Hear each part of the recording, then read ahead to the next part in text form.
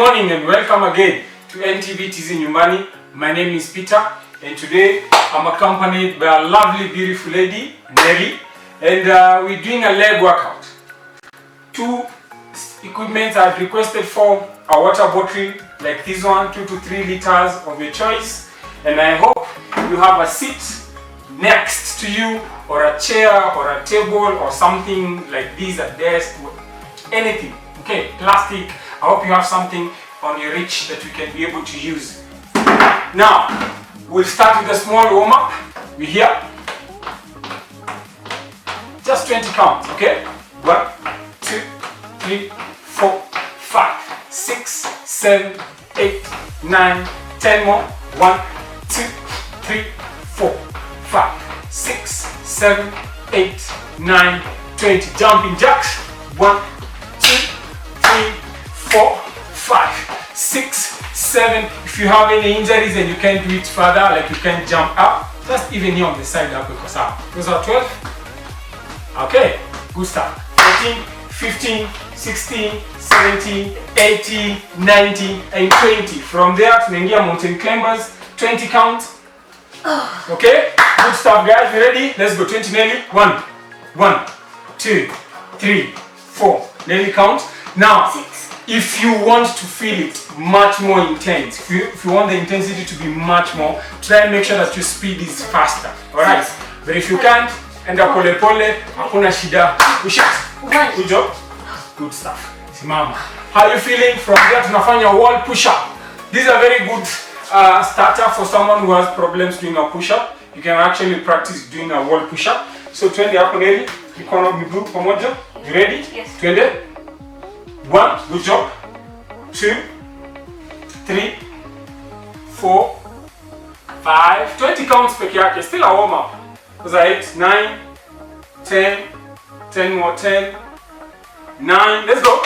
8, push it. 7, 6, give me 5, give me 4, give me 3, give me 2, and 1. Good start. From there, Nelly, to Wapa. Just 20 counts. Then we are done with our warm up for today. Good stuff, guys. Good stuff. Twende kazi. Those are 5, 6. Good stuff. Twende. 7, 8, 9. Those are 10. 10 more. Twende. 1. Good job. 2. Push it. 3. Leo ni miguu. We're doing legs. We're working a lot. We're going to focus on the whole leg, and we're also going to focus on our glutes. Alright? So get ready. This warm up helps. Keep ready. 10. Perfecto. I believe you are a bit warm. If not a bit, I believe you are quite warm. Alright? So we're starting with our first workout. We're doing a pulse squat. So basically, a pulse squat, you just be there. Up. Okay? Up. Alright? We're doing 30 reps. For the advanced, we're doing 15 to 20 reps for your starters and intermediate. Then you kazi. Good job. 5, 6 to the left, 7, 8, 9. Those are 10. 1, 2. If you can't go as low as Nelly count. If you can't go as low as Nelly, just enda tu hapo chini penye unaweza hapo kidogo, then come back up hapo. For our senior people at home, for someone with an injury, if you can't go as low as Nelly is going, as fast as she's going, just go lower or to up. Okay? Take your speed. Good job, Nelly. Good stuff. From there, tunaingia sidewalks. So on a sidewalk, I want you to go on a good squat position up. Alright? Then you can put your hands anywhere. Majority of us, we prefer if you have a weight, which we're going to use our bottle for the weight. We're holding our bottle here, then we'll be walking there. Sawa? Up. Then back to the other side. Nelly, use your bottle, hold the bottle. Twende kazi. Are you ready? Are you ready? Let's go. Push it. Good. Good. Endelea Nelly. Good job. Good job. Good job. This one we're gonna use a timer. Endelea Nelly. I'll presume we have done 20 seconds. So 20 more seconds to go. So these ones will make sure that at least we are doing a 40-second workout in terms of the timer, okay? Good job, man. You're doing perfect. You're doing awesome. Tuendelee. 10 more seconds to go. 5 more seconds. And 4, 3, 2, and 1. Good job. How you feeling? Relax the legs, walk the legs. Remember, if you have an injury, if you can do, or if one of our senior training us, if you can go as low as Nelly is going, just go to your farthest that you can and just try doing the same workout. You don't have to have an equipment. You can just use a plane, just be on your own body. Alright? Nelly, we good? From up out, maybe a wall squat. Now, with the wall squat, I want you to go next to your wall. Every house has a wall, I'm sure. So, go to the wall, hold the bottle here, and squat up. Okay, we're doing a 45 second. Back here, 45 seconds back. If your house is slippery, use your mat to step on your mat.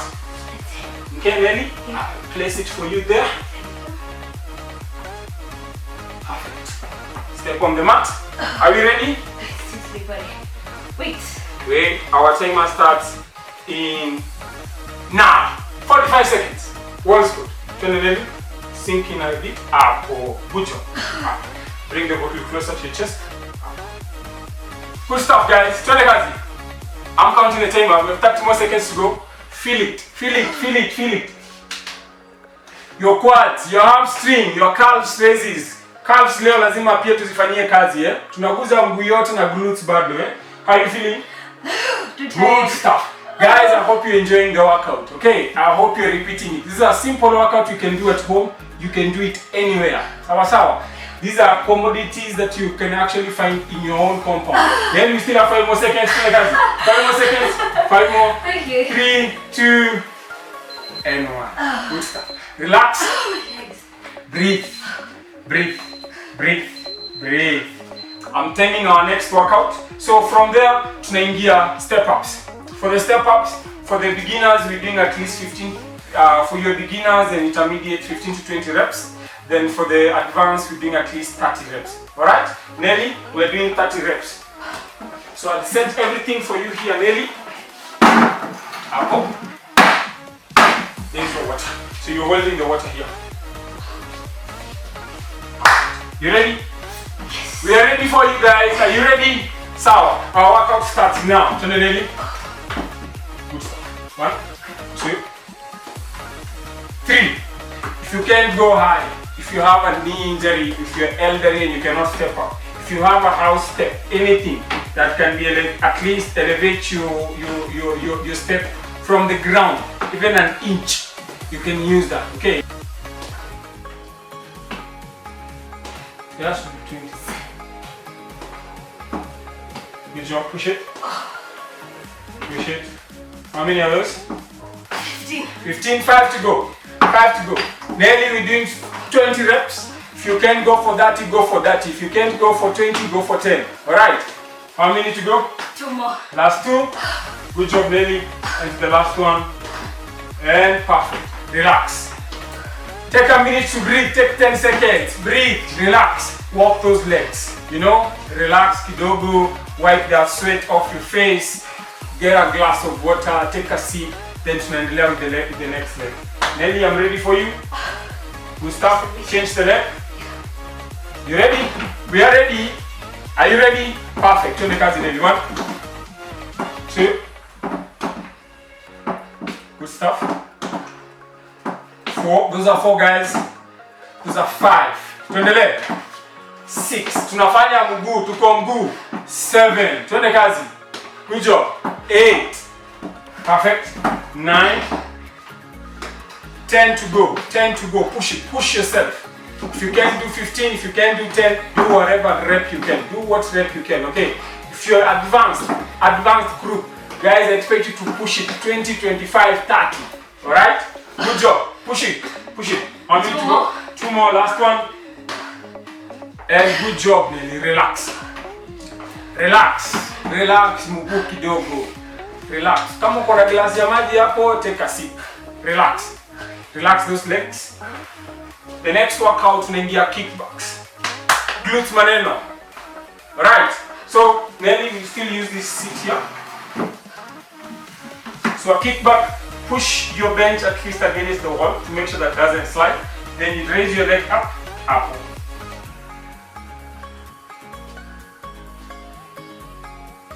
Okay, we're working on our glutes. In case you have some ankle weights or mostly ankle weights, if you have an ankle weight that you can tie it here to make your leg a bit more heavier and be able to kick back as well.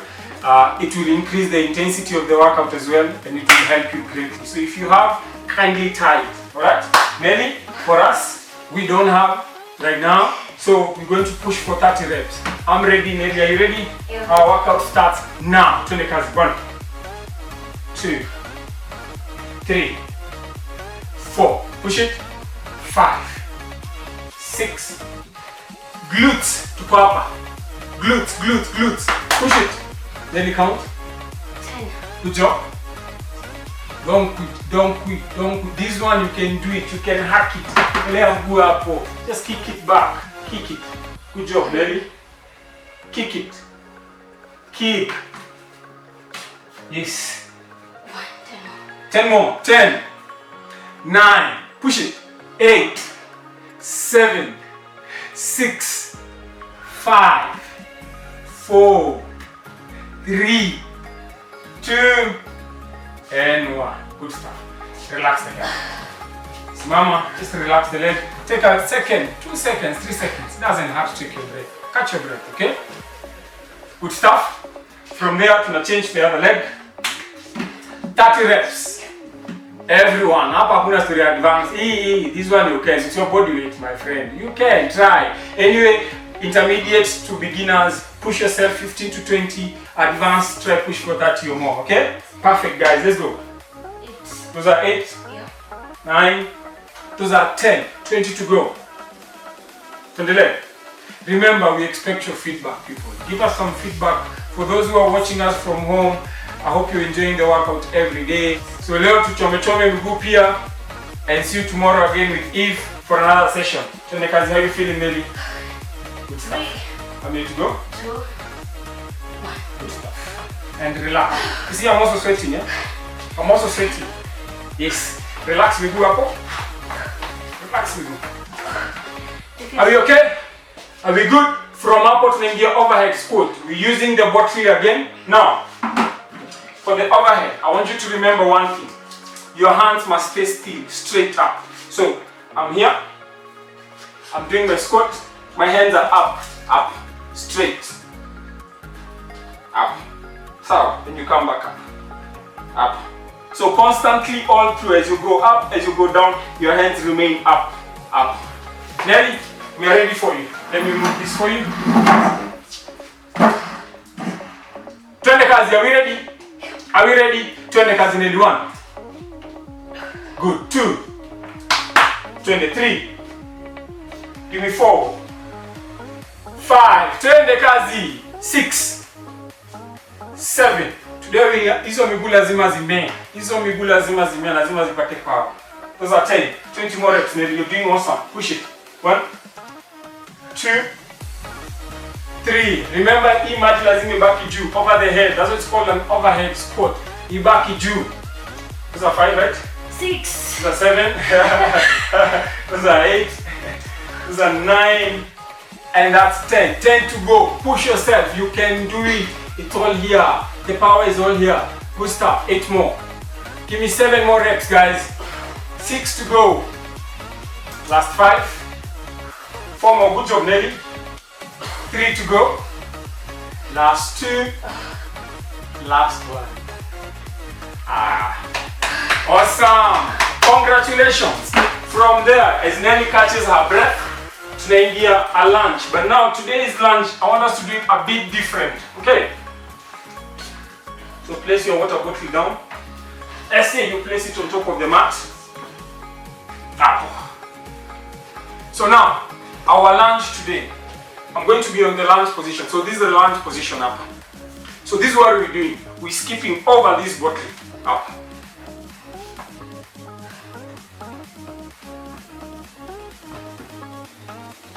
Remember, the knee almost touching the floor. This one.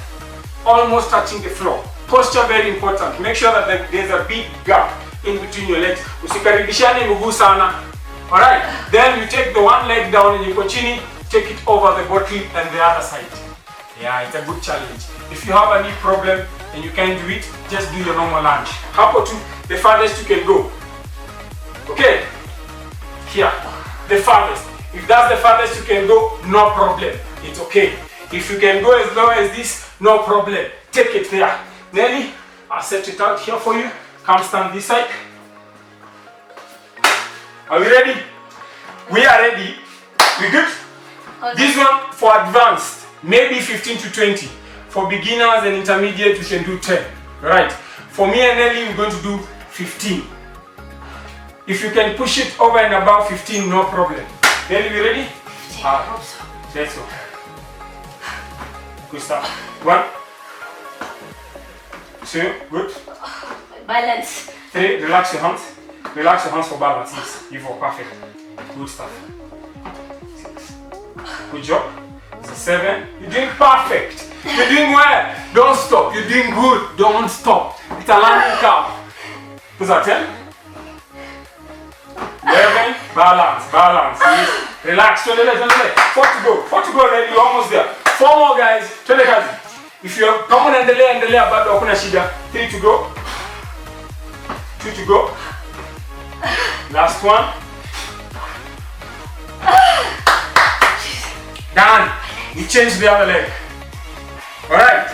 But Misha, how are you feeling, Nelly? Yeah? The legs, the burning sensation. It's real.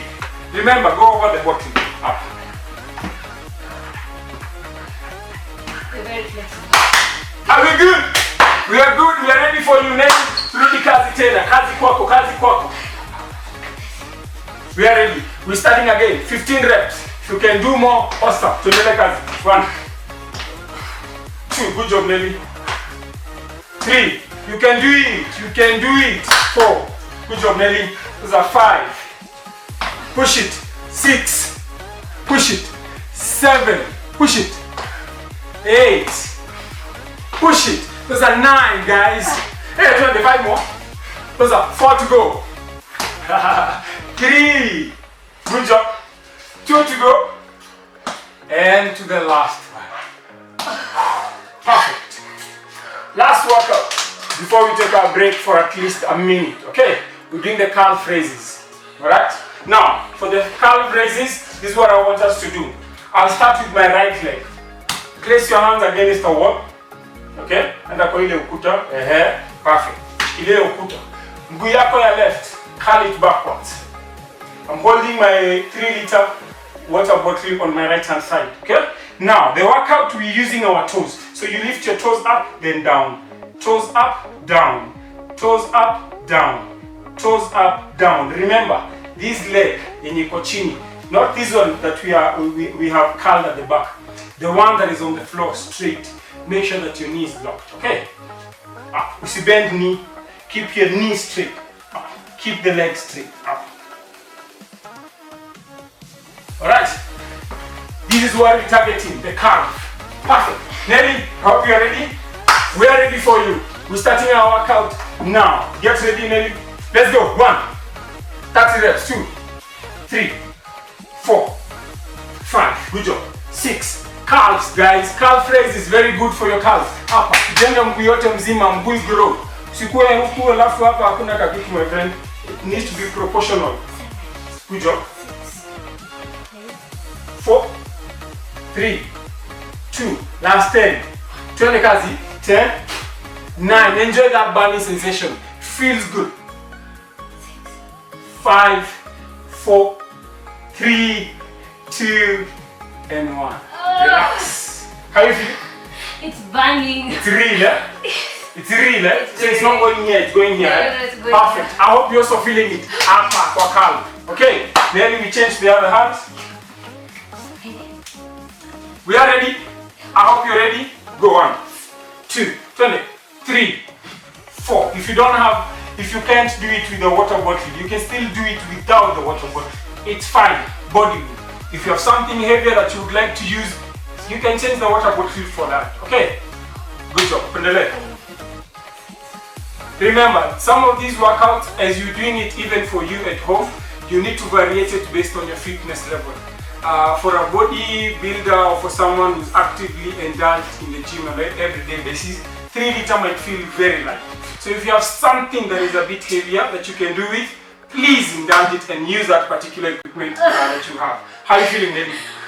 So we take a 1 minute breather, relax, okay? We still do an active rest, okay? So our active rest will be at least hapo. Some jumping squat up. Just kumi peke yake. That's our active rest for at least 30 seconds, then tuendelee. Leo tunakalia miguu ngumu, jumping squat, at least 10 jumping squats peke yake. Then we start again the second set. Let's go. 1, let's go. 1, 2, twende kazi. 3, 4, 5, 6, 7, 8, 9, and 10. Relax. Tunaingia the second set. We might not finish the second set with you because of time, but I want you to finish it up. Go online, get this clip on Facebook. Get the clip, replay it. Do as many sets as possible. We ready? We're starting again with the pulse squat. So this one we're keeping our breaks very short, very minimal. Let's see if we can actually hit the second set together. If not, kindly go back online and get this clip and do more. At least 2-3 more sets. Go in. You ready? Tunaanza na pulse squat. Let's go, guys. 1, 2, 3, 4, 5, 6, 7, 8, 9, and 10 to go. 1. We'll do 20-20 of everything that we finish up the second set together. Then make sure, even if you don't get finished together with us, make sure you go back Facebook and get the page. Perfect. Second workout, we're doing the side walks. Upper. Then we're starting here, going that side. Side walk. I want you to go low. Okay, as low as you can to squat and just walk on the sides. If you have a band, the elastic band, place it here. Over your knees, kidogo, place it there, gives you much more resistance. Then we do the side walk. Then we ready? We're there. We're there. Twende kazi. I'm timing. Yes. Twende kazi. We're doing 30 seconds. Tuendelee Nelly. Good job. Push yourself. You can do it. I promise you can do it. Good job, Nelly. Good job. Our timer, 15 more seconds. Turn the Nelly. Good job. Yes. Feel that burning sensation, Hey, turn the cars. You're almost there. Good job, Nelly. Let's go. Good job, Nelly. 5 to go. And stop. Perfecto. Toka hapo tunaingia kwa wall. Wall squat. Remember, for those who have just joined us, kama umejoin tu sahi, wall squat. I want you to place your bottle there. Sit comfortably. Imagine there's a seat here. Comfortably. There. For only 30 seconds. Okay? Good job, guys. Nelly, we ready? I'm ready for you. Have your bottle there. Our 30 seconds timer starts now. Twende kazi. 30 seconds. Keti hapo. Imagine kuna kakiti hapo, Hapo. Imagine kuna kakiti hapo. Just sit. Venye tumeketi hapa na Nelly vizuri. Sasa tunaweza piga story. Never had seen. I am so tired. I know you love it. The legs are burning. Yours should also be burning. Okay? Perfect. Nelly tumeketi. You have 10 more seconds, Nelly. No. Let's go. Perfect. Nelly is just like you. There's nothing unique about Nelly. Just like you. If you feel the pinch too much, take a breather to go for a second. Perfect. Our timer is up. From there, tunaingia duck walks. Now, same posture for the duck walk. I'm insisting, try as much as you can for your hamstring. Ijaribu kuguzana na the calf. Hapo chini. So you sit as low as you can, then you walk. Then you walk back. Are we good, Nelly? Are we ready? We're doing a 30 seconds. 30 seconds, guys. Because of time. 30 seconds. Our timer starts. Wait, Nelly. Perfect. Twende kazi. Start. Good job. Ivo, I want you to go as low as Nelly is going. Go as low. Now, if you have a knee issue, if you're elderly, if you can't be able to go that low, go as low as you can. Go as low as you can. Okay? This is for you. It's not for your neighbor. for you. So listen to your body. Nelly, you have 5 more seconds, Nelly. We are doing fine. Let's go. 5 more seconds. 5 more seconds. 20, 3, 2, and 1. Our timer is up. Perfect. Relax those legs, baby. We're almost there. Bakisha wako zingine 5, then we are done. Hapo, relax.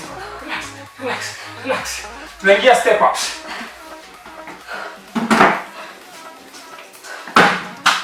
We are ready. How are you feeling?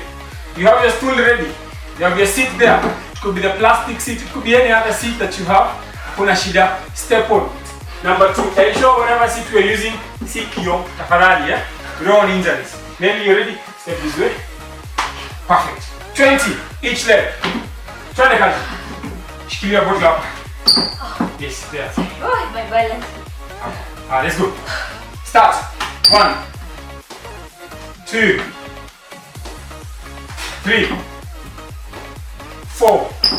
Turn it, guys. Push it. 5. Like I said, if your seat doesn't have to be as high as this one. Ataka imefika hapa chini. Okay? Ataka imefika chini, it's okay. Tuendelee leli. And make sure you step in the center hapa katikati, yeah? So that you're able to balance the chair or you're able to balance the table and you avoid any injuries, attack injuries. How many to go? 1. Last one? Good. Relax. Change. Change mguu. Relax it. Ni sawa. Relax mguu hapo. Shake it a bit. You can shake it a bit. Shake it. Good job. I'm loving the fact that she's enjoying it the way I believe you're enjoying it at home. Okay, good start. Twende kazi nili. The other leg. Tumalizie. 20 reps peke yake. You ready? Step in the center there. Perfect. We good? Twende kazi. 1. Good job, Nelly. 2. Push it. Those are 3. To the left. 5. Push it. 6. Step up. Twende kazi. 7. We're almost there, guys. Finishing up. 8. Push it. 9. Those are 10. Thank you for joining us. Let's do a small stretch. Nelly, kuja hapa. Small stretch. Then we call it a day. Sawa? Let's go here. Upande moja. Good stuff. The other side. Good. Step forward. Lega mbele. Shika. Vidole. Yes, good stuff. Now the leg. I hope you have enjoyed the leg workout. Thank you for joining us. Stay tuned every Monday to Friday. NTV Tizi Nyumbani. You don't want to miss. Give us your feedback. Okay, Nelly, hope you have enjoyed the session. Thank you so much for joining us. Thank you for having God bless. See you again. Have a good day. Cheers.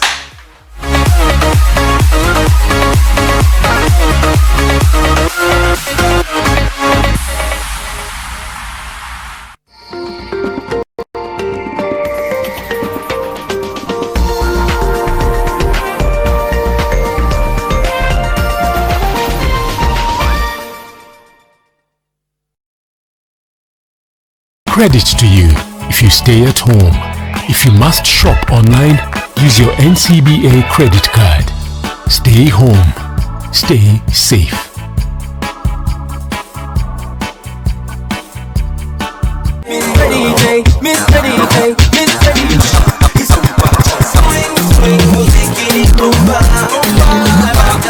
Let the music hit you, move you, or just make you end your day perfectly. I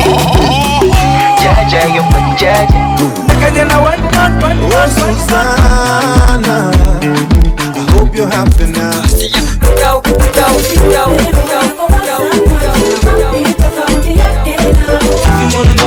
Catch hit after hit of music that gets you grooving on weekday nights.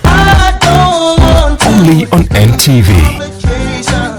Mama, how can we stop coronavirus? We can fight its spread by washing hands with soap, like a geisha bar. Stay strong and go so far. Be strong and last long. Like geisha.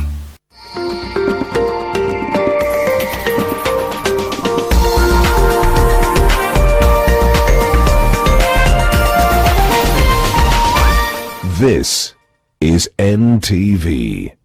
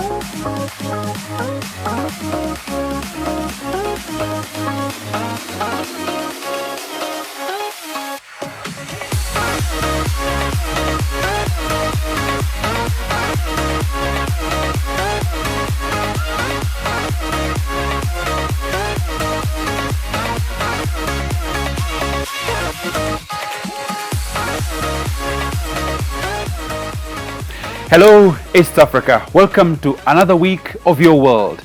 Now, older people are more likely to have severe coronavirus infection compared to other age groups, especially if they have pre-existing medical conditions. Today, we pay special attention to the older folk. Good morning, my name is Joseph Warungu, and today I'm joined by my co-presenter Gladys Gashanja. Thank you, Joseph. It is an honor to join you on this show, and definitely even as we talk about the disruptions of COVID-19, as you mentioned, we shall be focusing on our senior citizens and focusing also on experts, even as they guide us through how they are adjusting to the hashtag new normal. But before we get to it, remember you can reach us with your comments, home videos, and of course your questions on the phone numbers, WhatsApp, and of course that hashtag new normal. But before we get to all that, here is what you can expect. But there still are challenges around distancing and hygiene when dealing with the elderly. During this time of the pandemic, are we taking care of the older people? We get to hear directly from them.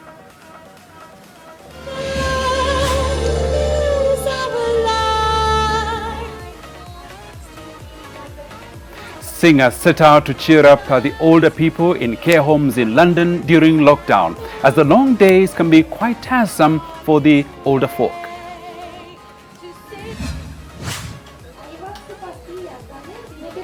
Horrible stories have been shared about multiple deaths in old people's homes, but this one in Spain has been spared from the coronavirus pandemic.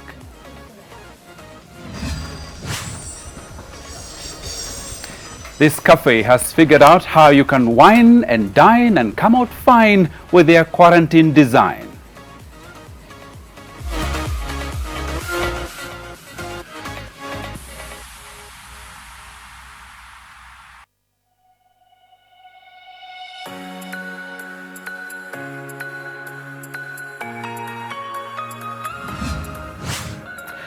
Okay, and our question today, we asked you, how have you been taking care of your grandparents or older people during this COVID-19 season? So our question again to you is, how are you looking after the older people, like your grandparents or parents, during this COVID-19 pandemic? But first, let's have a look at the COVID situation in the world. Global numbers is that this morning we have 4,180,922 people who've been confirmed positive for COVID-19. 1,493,401 people have recovered from COVID-19. And sadly, 283,868 people from around the world have died as a result of corona or COVID-19. In Kenya, this is the situation at the moment. Let's blow up those numbers a little bit. Kenya, 32,097 tests have been carried out. 672 people have been confirmed positive for COVID-19. 32 people have so far died in Kenya, and 239 have recovered. That's the world and Kenya. Moving across to the rest of the East African region, starting off in Tanzania, they have 509 confirmed positive cases of COVID-19. 21 people have died, and those recovered 183. In Ethiopia, 210 people confirmed positive. 5 people have so far died, 97 have recovered. In Somalia, the situation is 997, again those numbers rising really fast. Confirmed positive cases, 48 people have died. Those recovered at the moment stands at 110. Our other neighbor, South Sudan, 120 confirmed positive cases. No one has so far been reported dead.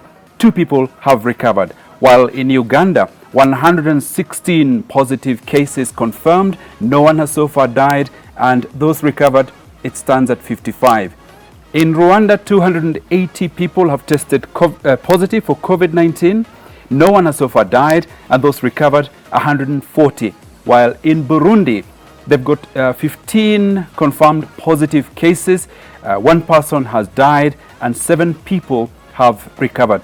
Not too much testing going on in Burundi. They're actually preparing for a general election there. But that's the situation in Kenya, in East Africa, and around the world. Now, despite the spread of the coronavirus in Somalia, as we pointed out, many carry on with normal life, including visiting mosques during the holy month of Ramadan.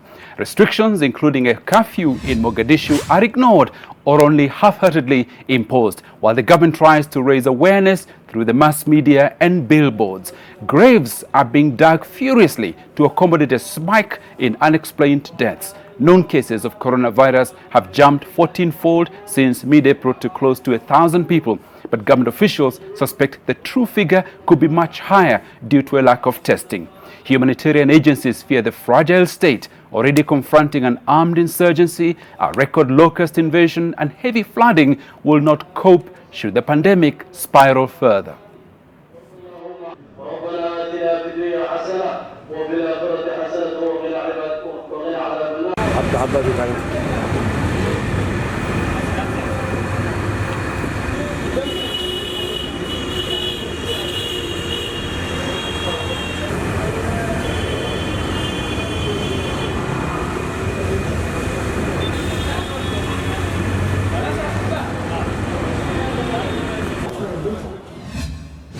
According to the census conducted last year, 75% of the 47.6 million Kenyan population is under the age of 35. However, on the other end of the scale, the older population of 65 years and above was recorded at 1,870,493 people. Now, this accounts for a mere 3.9% of the total population in Kenya. Therefore, the older population has increased by 538,220 from the last time the census was carried out in 2009, when they were recorded at 1,332,273. There are more women in the 65 years plus group than men, accounting for 55.8% in 2019 compared to the current the previous number of 54.8% in 2009. Now, COVID-19 has proved to be a big threat to the elderly due to existing conditions and low immunity. With the virus now spreading rapidly in the country, there is great concern about the fate of the senior citizens. Ngena Kirori visited a home for the older generation to find out how caregivers are observing the health guidelines. Until a few days ago, young volunteer caregivers would flock the Cheshire Home for the Elderly. That has now been temporarily suspended, at least until the threat of the coronavirus subsides. But there still are challenges around distancing and hygiene when dealing with the elderly. Kariobangi unajua iko katikati ya vitongoji duni. Kwa hivyo hali ya usafi haiko shwari sana, na kama hakuna maji ya kutosha, hii pia inaweza ikasababisha hali ikuwe mbaya sana. While every person is at risk of contracting the virus, most cases of coronavirus-related deaths around the world involve the elderly. The elderly also suffer other conditions, and these underlying conditions make them susceptible to get severe disease, or make it possible for them to get severe disease from COVID-19. And these conditions are things like chronic heart conditions. Some of them have heart failure. As more and more cases are reported, the risk of many leaving urban centers for the village increases, and therein lies another challenge. Nimezeeka, nikiletewa ugonjwa kama ule tumesikia, tukuje tukamatwe ni ugonjwa huo, tutabana nini? Mumboa's concern echoed by millions across the country. As per the definition of an older person in Kenya, those who are between the age of 60 then to 100 years are 2.7 million, meaning that this is our national heritage. And we should be very much concerned that this sickness is actually coming to take away these people. We, as older people, or people who articulate issues of older people, would like to say that probably not enough has been done to project the vulnerability of the older people. Gena Kirori, NTV. Local music association Akodhe put a lot of people in check by reminding them to take care of the older people, which she claims is something a lot of people have forgotten to do, especially watoto wa Nairobi. She also had this to add to her flavored message. I would like to share something with you this morning. Well, we all do have parents. We all do have grandparents. We all do have siblings. We all do have families, whether alive or dead. So my main concern that I would like to share with you today is about parental responsibility. I mean, like your parents who gave birth to you are solely your responsibility. Whether they are old or they are young, they need your support, just like they supported you when you were a nobody. They brought you into this planet Earth, they took care of you, they took you to school, they struggled, they did all they could to make you the person you are today. Why are you neglecting your parents? Why are you allowing your parents die bitter people when you are busy enjoying life, driving big cars, owning huge homes, yet your parents are still sleeping on the same mattress they conceived you? Don't you think you're selfish? How about if your parents became selfish to you too? Where would you be today?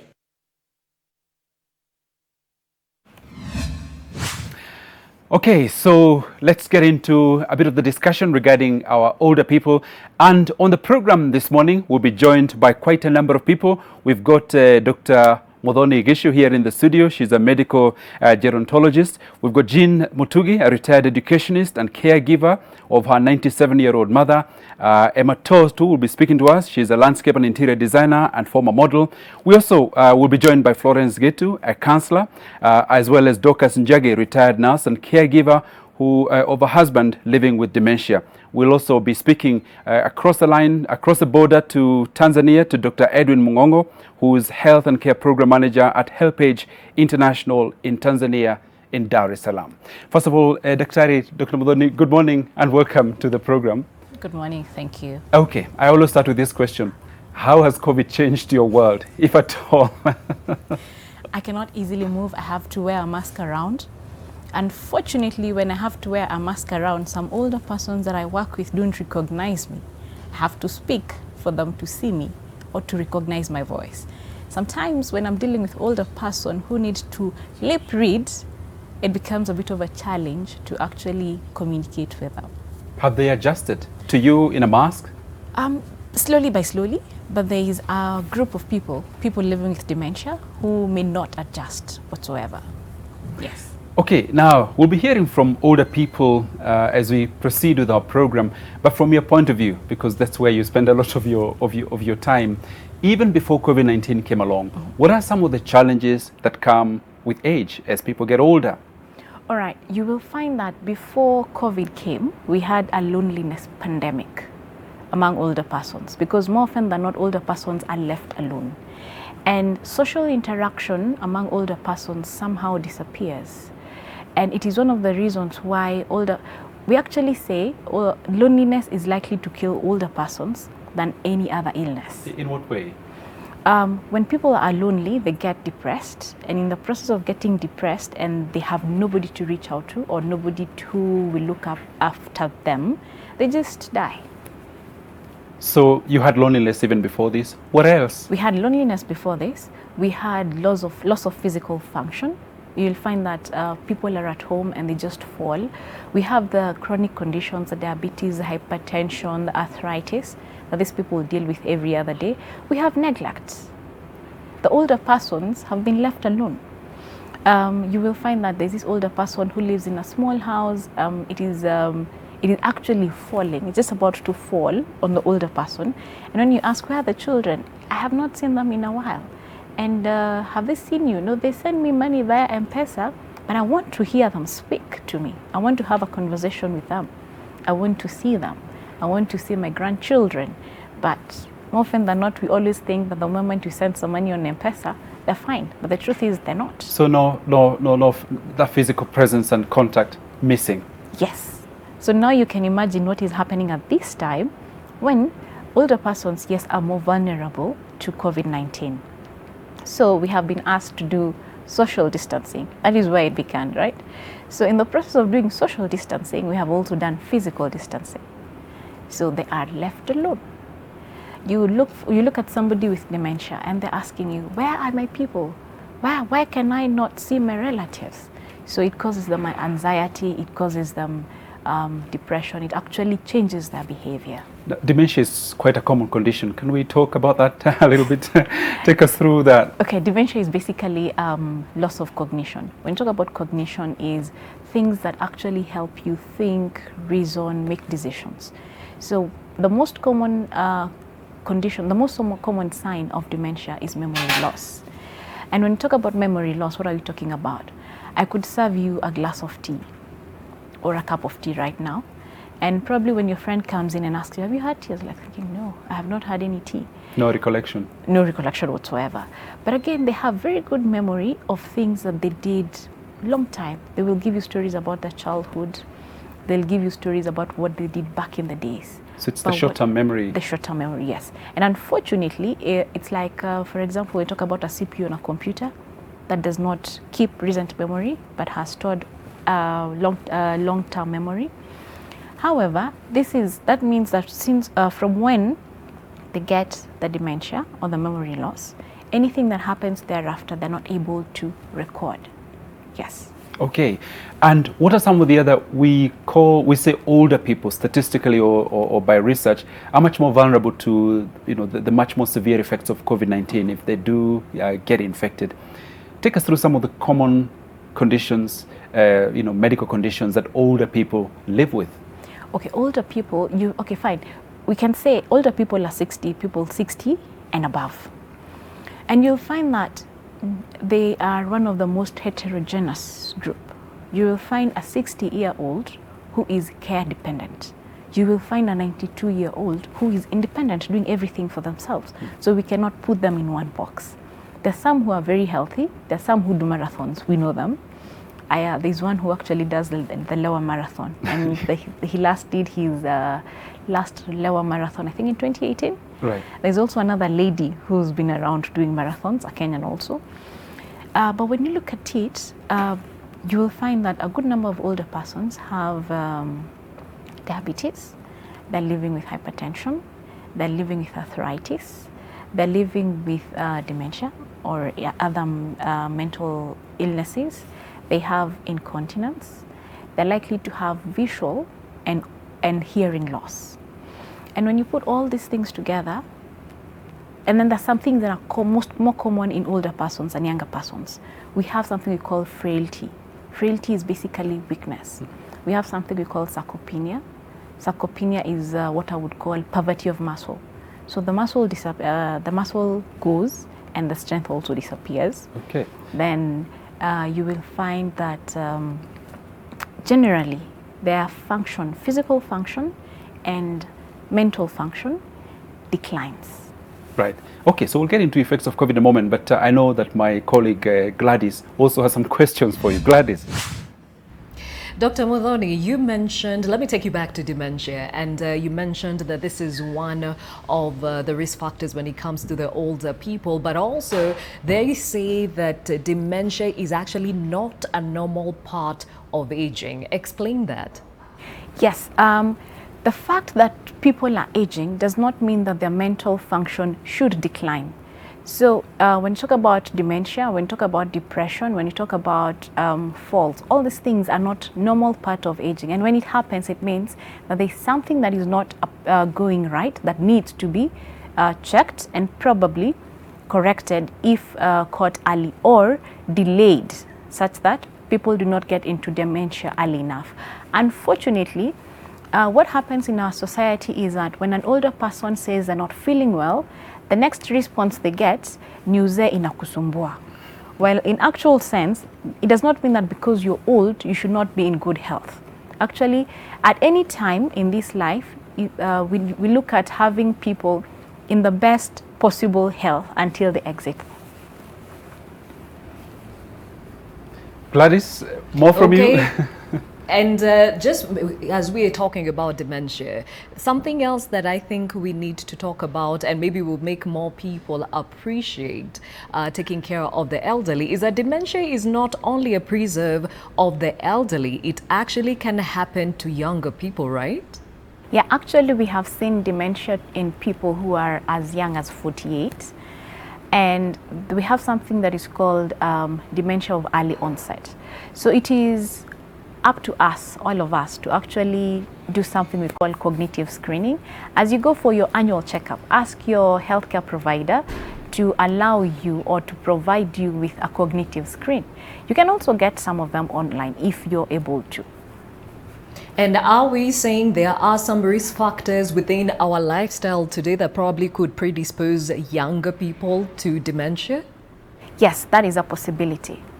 When you look at lifestyle factors, lack of exercise, diet, but also remember there's the genetic component. There are people with certain genes that actually expose them to having dementia at an earlier age, as opposed to other people who could have a protective gene. When you look at basic things, what you eat, what you do in terms of physical activity, sleep, how much sleep you get, what is the quality of your sleep, those actually, and also your social life. How often do you socialize? Unfortunately, in today's world, those of my age probably and below, we socialize on our thumbs. So we probably need to rethink that.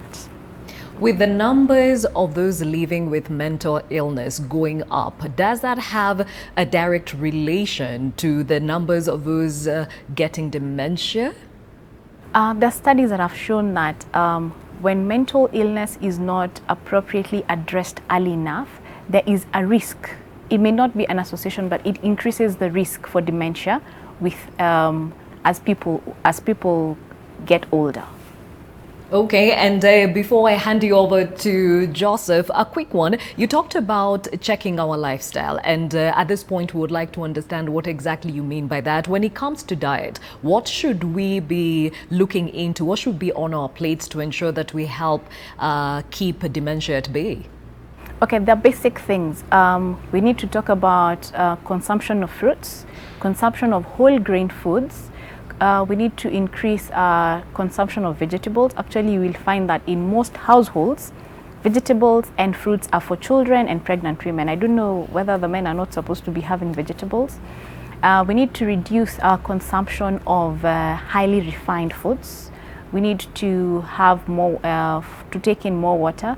For example, if we could use, we could look at food in terms of food groups.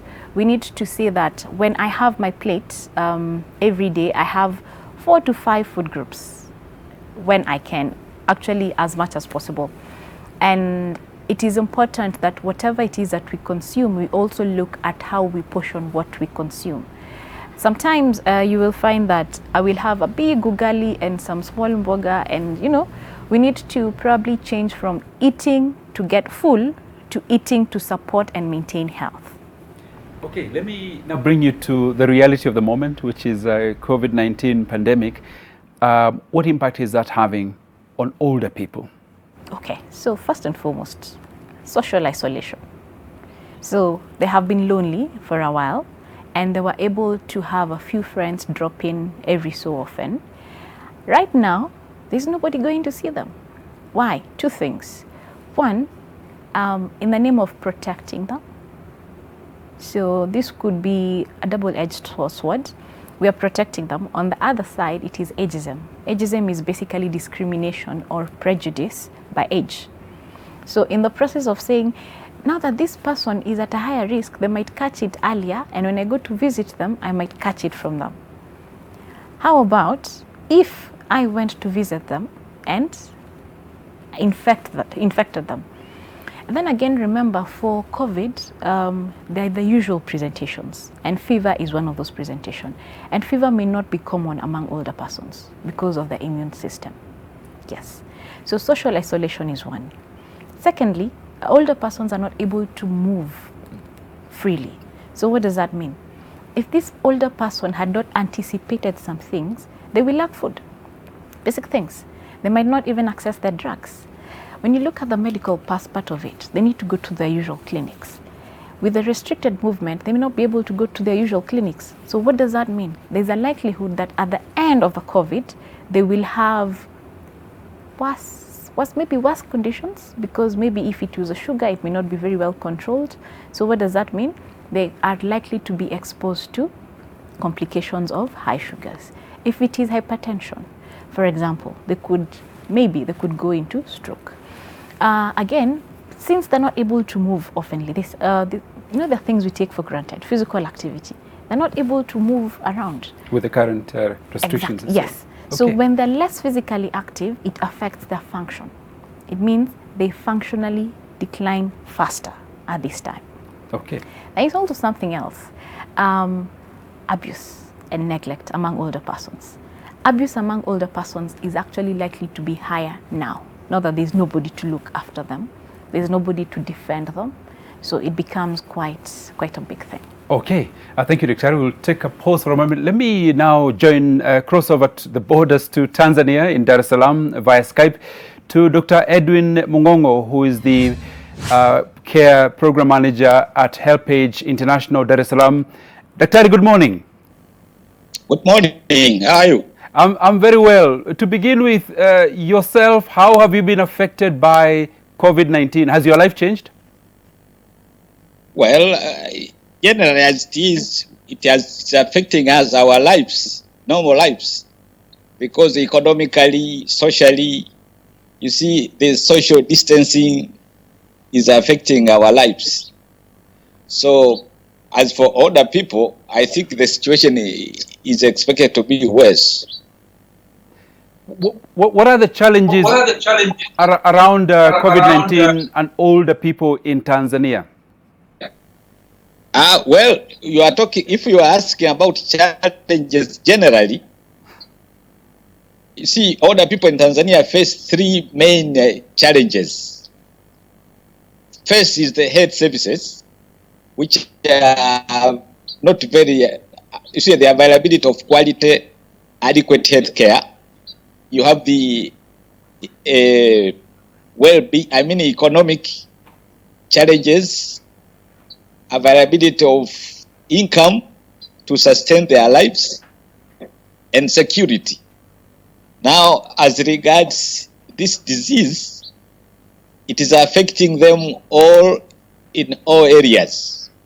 That is, health-wise, because of their economic disabilities, they are not able to access health services as it should be. Then economically, you find that it is affecting them that in the sense that, you see, those who are supported by children, the children cannot send money as they used to do. And because there is now little movement, older people in Tanzania, only 4% are getting pension. So the remaining have to continue working even past, say, retirement age. So you find that in this environment, they are unable to work because generally people who they are supposed to serve are fewer now because of the disease. And so, Dr. But in Tanzania, unlike Kenya, you do not have a lot of restriction of movement. So presumably family are still able to visit their older parents and grandparents.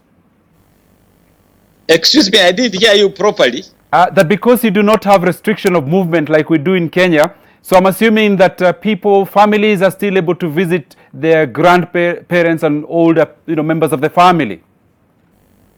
Yeah, they are still, but it has been a little curtailed because people are afraid of catching the disease. So the movement has been affected. Even buses here these days miss passengers. So some of them actually don't travel because people have decided to stay where they are. So they don't go visit their parents or grandparents as they used to do in the past. So that's affecting the older people who most of them live in the rural areas. Now, Dr. we know Tanzania to be a respectful society. Are younger people showing that much more care and respect towards the older people now? Well, that's true. It was more true in the past, but these days, the society, I would say, they have abandoned their responsibility to their older population because economically, Tanzania is not doing very well. So you find people in the urban areas, their income sometimes is only enough for themselves. They have little to spare to send to their parents back home. So even, you see, at some actually, the culture of caring for the old is slowly disappearing. Only few tribes these days continue caring for their elderly.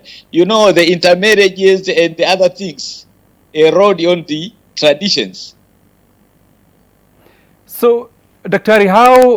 what steps have been taken to protect older people in this time of the pandemic? There are several measures. Of course, first, the government is issuing health education to all. And then you have the other stakeholders like HelpAge, which is implementing some health projects in some regions. It has provided funds amounting to around 55 million shillings so that they can be used to procure personal protective equipment and buy sanitizers and gloves and spray some houses of older people who are confined in their homes, because there are some bedridden older people who can't get out. So these funds will be used to procure equipment and protective gear to try to keep them safe from the disease. Okay, Dr. My colleague Gladys has a question for you. Dr. Mungongo, quick one. And you talked expansively about the economics, especially now that the older people cannot stand on their 2 feet. Most of them cannot stand on their 2 feet when it comes to taking care of themselves financially. The question here is, in Kenya, we have a national safety net program for the elderly. Do we have such a program in Tanzania?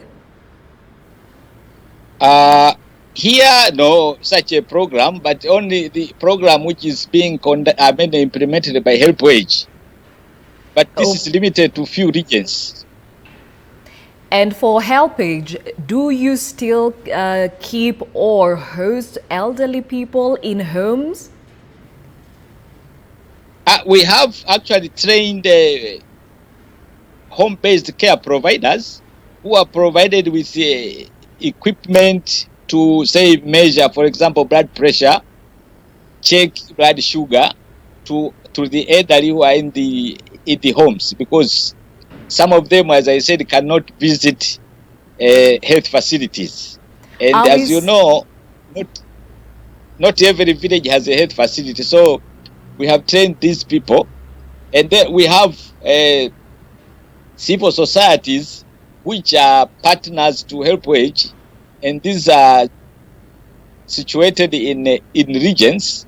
We support these so that they can reach older people. So are we saying the role of healthcare workers is very imperative in this time of COVID-19?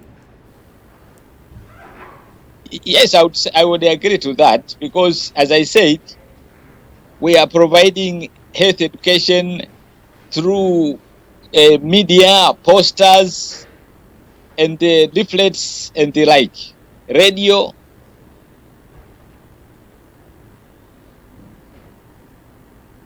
Okay. Thank you. Warongo, back to you. Thank you very much. Daktari, stay on the line. We'll be back with you for a couple of questions. But now let's take a short break.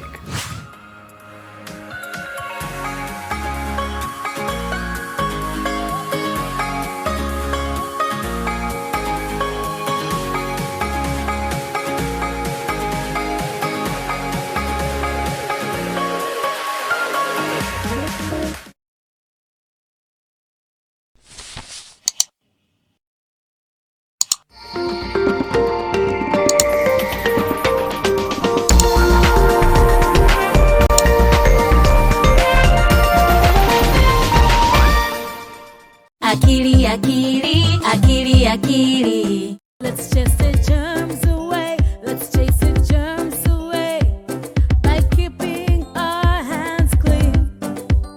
And when you want to sneeze or when you want to cough, do it in your elbow. Let's practice sneezing into your elbow. Are you ready? 1, 2, 3. Achoo! Again. Achoo! Yay! You did it! Germs, germs, germs. They make us sick. Germs, germs, germs are not our friends. Germs, germs, germs. They make us sick. Germs, germs, germs. Germs, germs, germs are not your friends.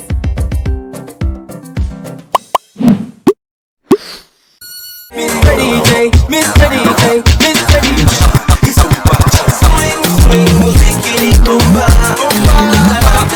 Let the music hit you, move you, or just make you end your day perfectly.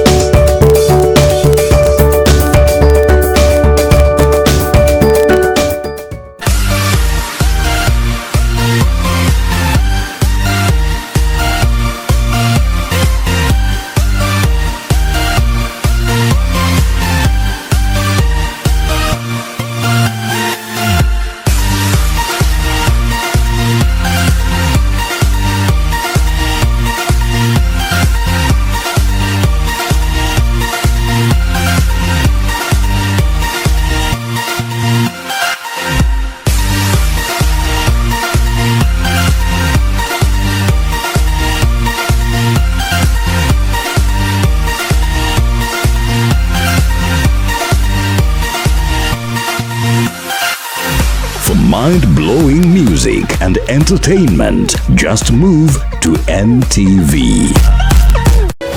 My name is Michael Olunga. I'd like to take this opportunity to wish all my fellow Kenyans peace and safety during these difficult times as we fight the coronavirus pandemic. Please follow the instructions given by our President, His Excellency Uhuru Kenyatta, and the Ministry of Health as we fight the coronavirus pandemic. For example, wash your hands thoroughly with running water and soap, or use sanitizers where necessary. 2. Keep your environment clean. 3. Stay at home and avoid unnecessary movements. 4. Take the necessary precautions to keep yourself and your family safe. 5. To my fellow athletes, please train in isolation and take unnecessary precautions. We shall overcome this pandemic. May God bless you and God bless Kenya.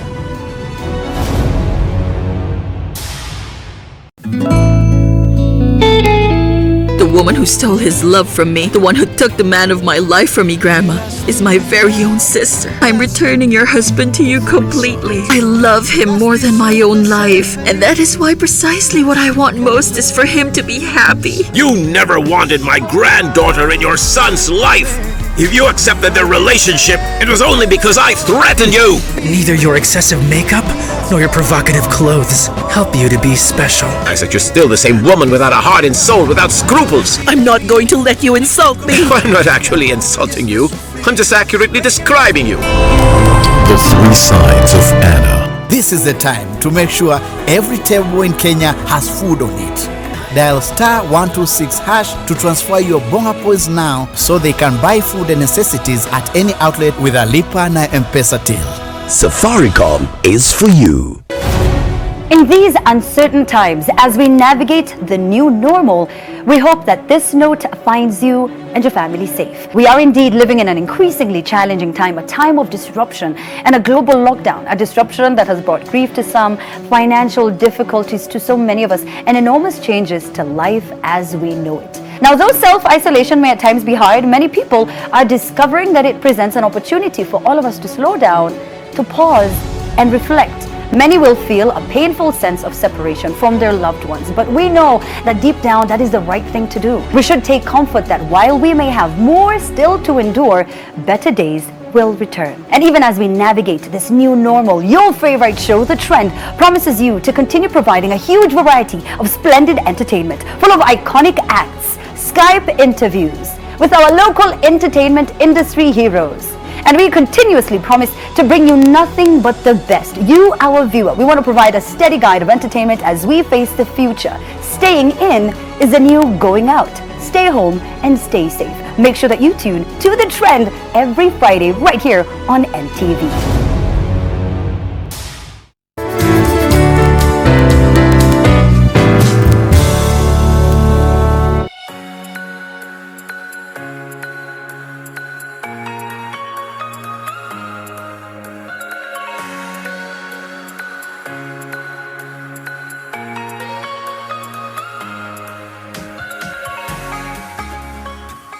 Healthcare professionals transfer several older men and women from a nursing home in Buenos Aires, Argentina, to hospitals for treatment after 25 residents and 5 medical care assistants working at the residence tested positive for COVID-19.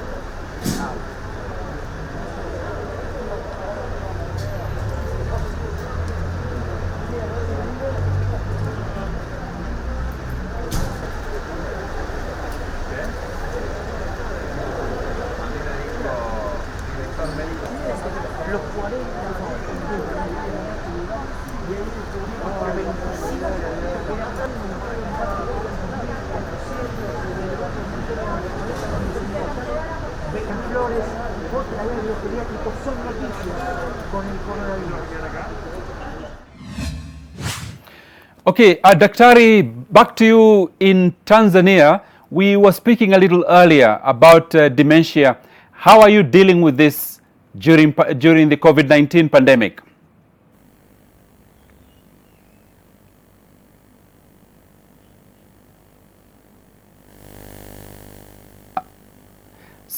Sorry, Daktari, let me try, we'll try and sort out, we can't hear you clearly. I'll come back to you in a minute.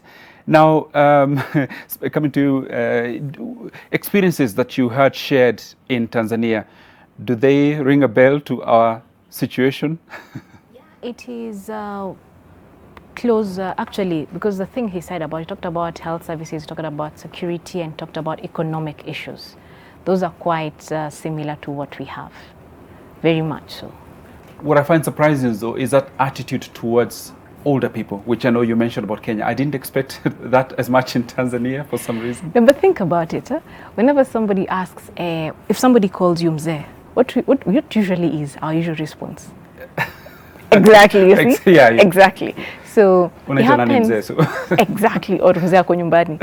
So it happens that it's something that actually, it just happens. And it's one of the things that when you're talking about stigma against or towards older persons, it's probably something that we need to talk about. And unfortunately, this is something that happens to children when they are as young as 4.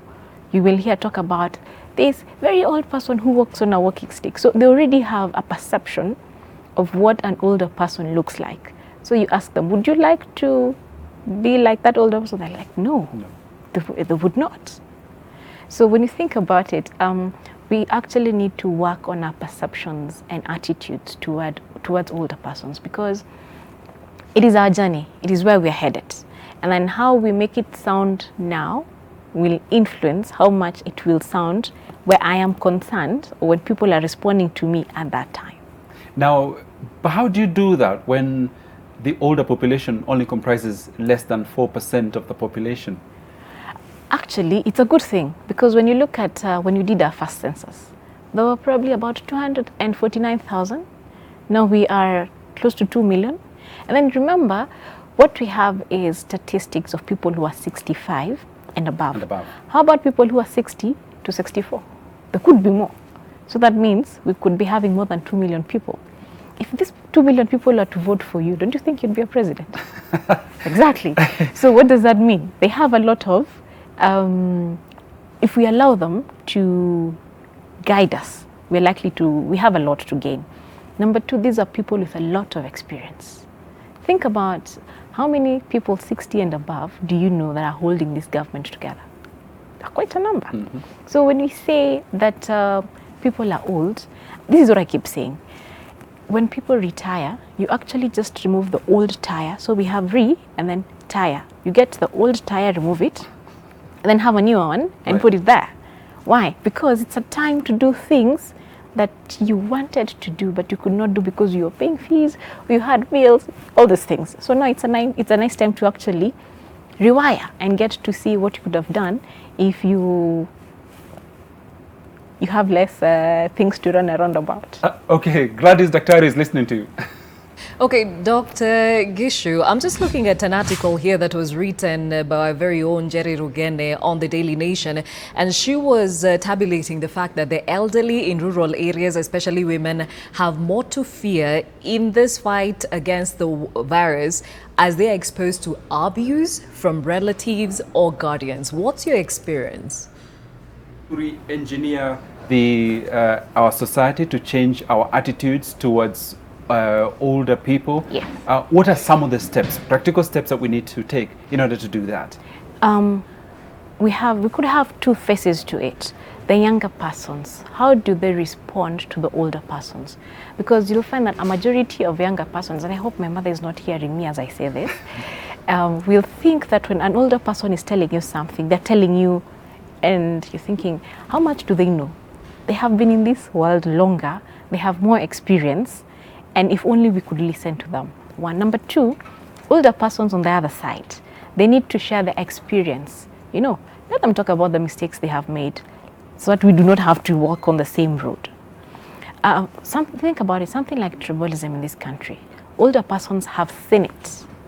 And if they would tell us what that comes, or what that brings about, then maybe perhaps we could listen. Maybe, just maybe. Okay, and now back to COVID. We were discussing earlier about dementia and its challenges.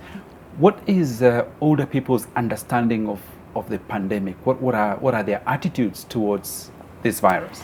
Let me say, there could be 2 ways to it, because the people who have seen other pandemics or heard about other pandemics as they lived.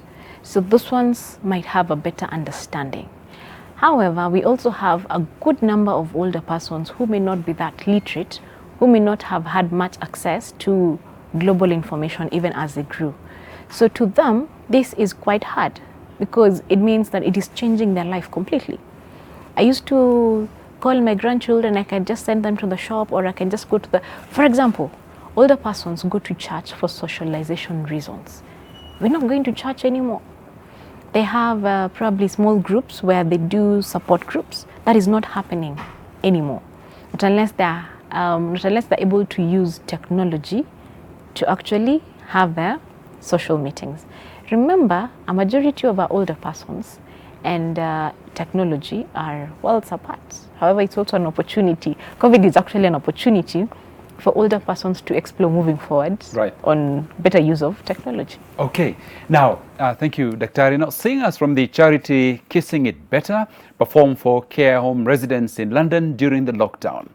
Care homes have been particularly affected by the pandemic in the UK, with nearly 6,400 people with the virus dying in care homes in England alone.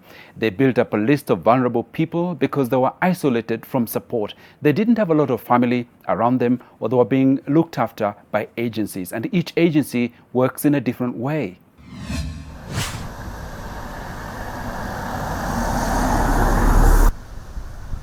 Well, because I was agoraphobic for years after my sister killed in an air raid during the war, and it really, I didn't go out much, but now I can get out on my buggy. It doesn't really bother me because I can get into my buggy, go to the shops, and then I have a doctor that comes to see us to see if you're all right, and well, that's it. We built up a list of vulnerable people because they were isolated from support. They didn't have a lot of family around them maybe, or they were being looked after by an agency. So going into COVID, each agency is different with how they're working now and what sort of level of interaction people are getting.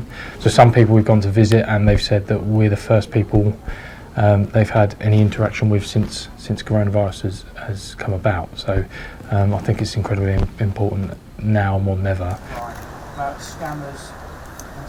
Just having a quick chat at the door, 10-15 minutes. Who are they speaking to? Are their neighbours looking out for them? Have they contact with all the care agencies they should be having?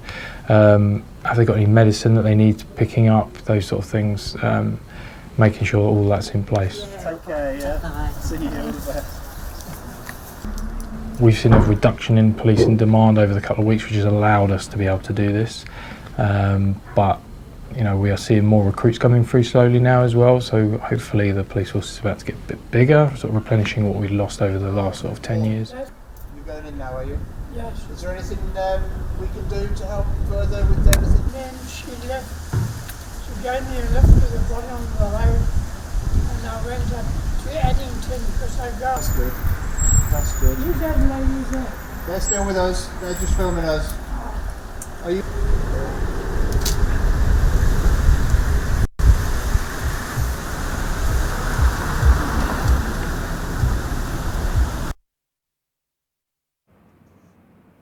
Okay, Daktari in Tanzania, Dr. Mungongo, let me come to you and find out, how are you dealing with dementia in this pandemic season?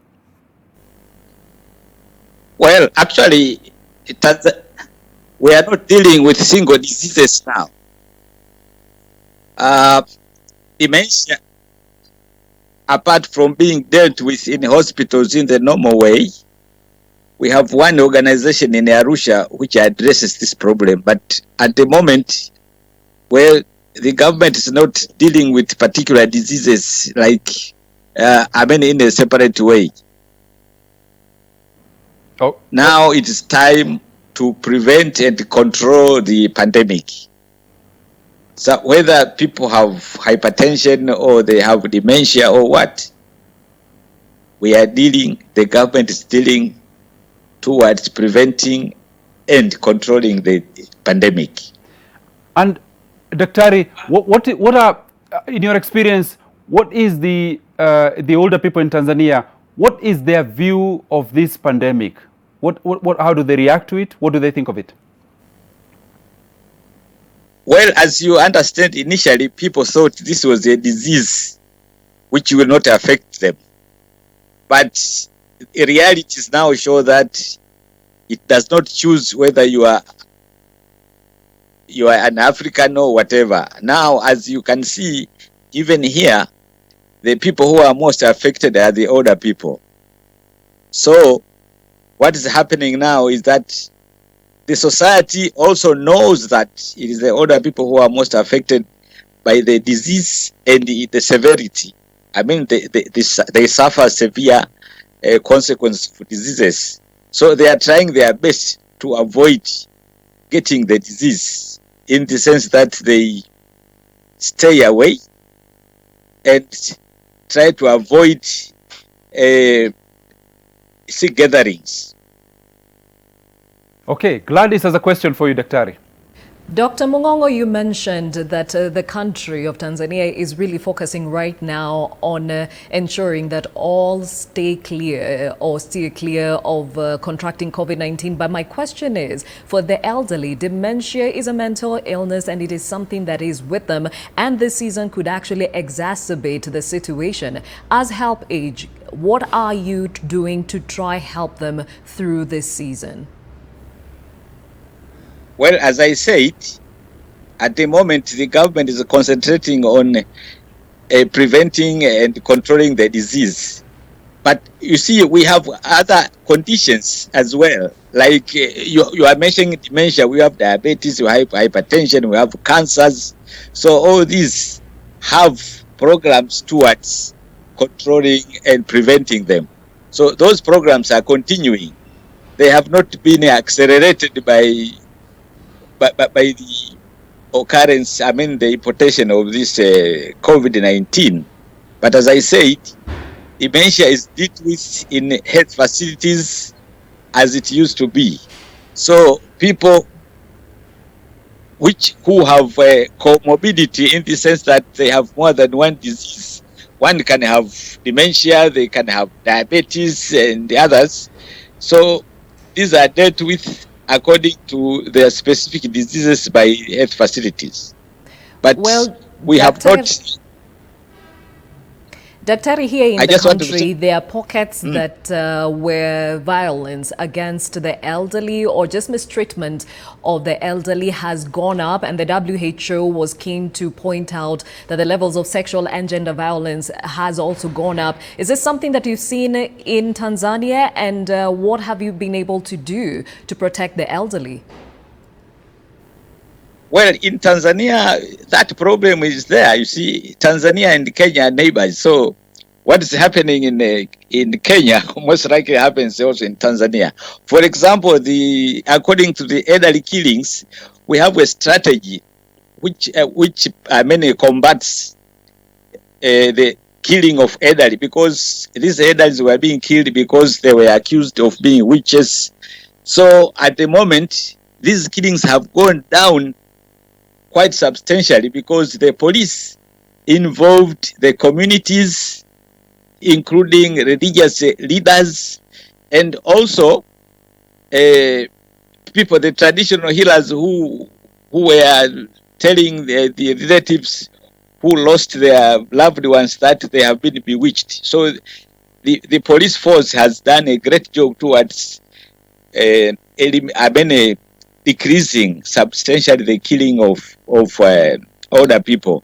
And the other thing is that the government is also has established desks at police which deals with gender violence. So people accused of violating this, actually there is an act to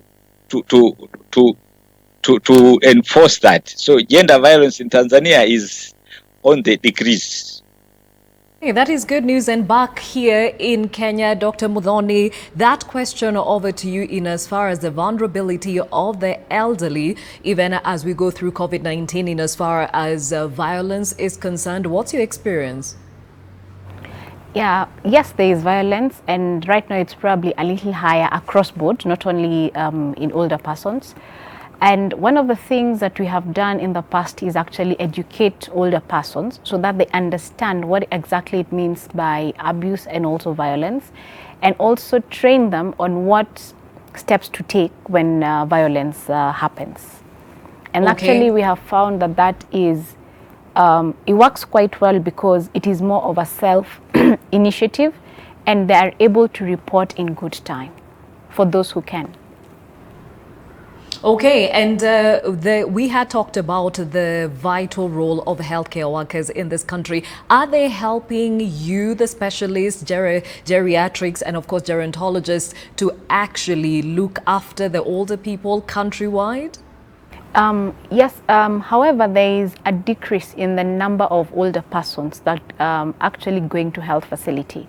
And why? Because they are afraid that when they go to the health facilities, they're likely to get infected with COVID-19.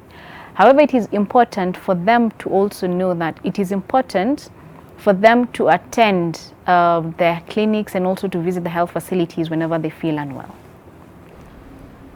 Okay, thank you, Dr. Gishu. We shall be back with more even as we talk about our senior citizens, and you can see we have a lineup of experts to help us walk this conversation. When we come back, we'll talk to some of those senior citizens. Stay with us.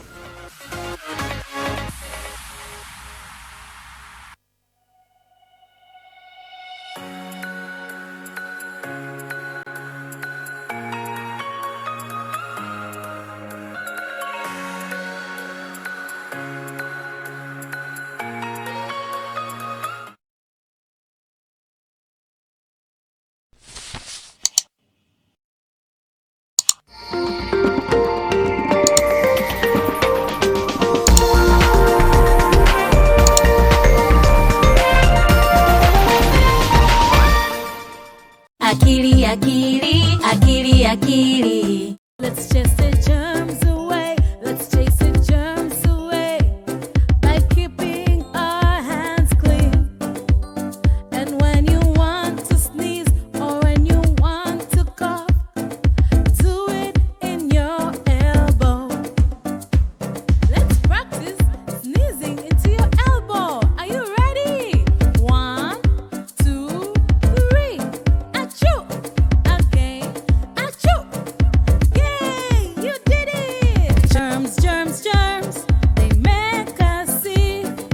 Germs, germs, germs are not our friends. Germs, germs, germs. They make us sick. Germs, germs, germs. Germs, germs, germs are not your friends.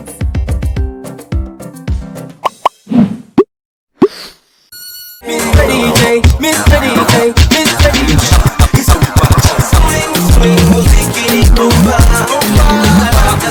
Let the music hit you, move you, or just make you end your day perfectly. Oh,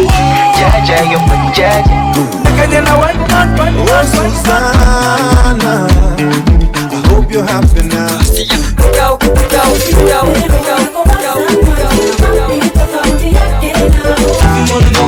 Catch hit after hit of music that gets you grooving on weekday nights.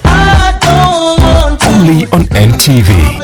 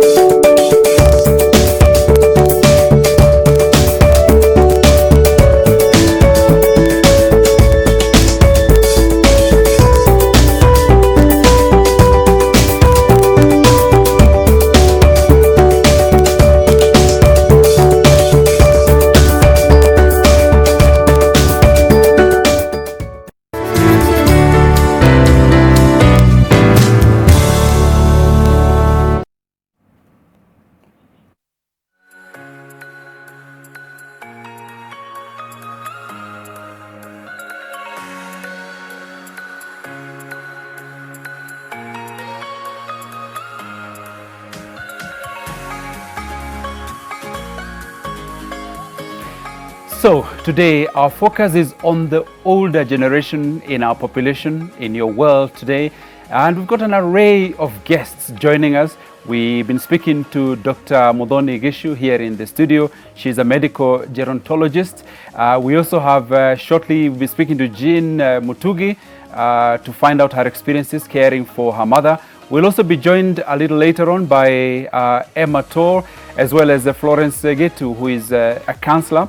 And we also hope to be speaking to Dorcas Njage, who's a retired nurse and also a caregiver to her own husband who lives with dementia. And across the border via Skype, we've got Dr. Edwin Mungongo, who is a health and care program manager at HelpAge International in Dar es Salaam. But first, let me come to you, Jean. Good morning and welcome to your world. Good morning to you. I'm well. Okay. Now, Jean. I'm Jean Motugi. Yes. Now, let me ask you this, Jean. You are 73 years old. You are also caring for your mother, who is 97 years old. How do you manage that? Well, allow me to say by the grace of God, but also by the cultural belief that we need to be social, we need to be accommodatable, and we value parents. So I had to stay with her. For the last 3 months, she has been here and she has been with me. As you wonder at 73 how I am able to take care of her, my family was also very kind to me, that they thought of including an assistant caretaker called Mweni, who is beside the mom.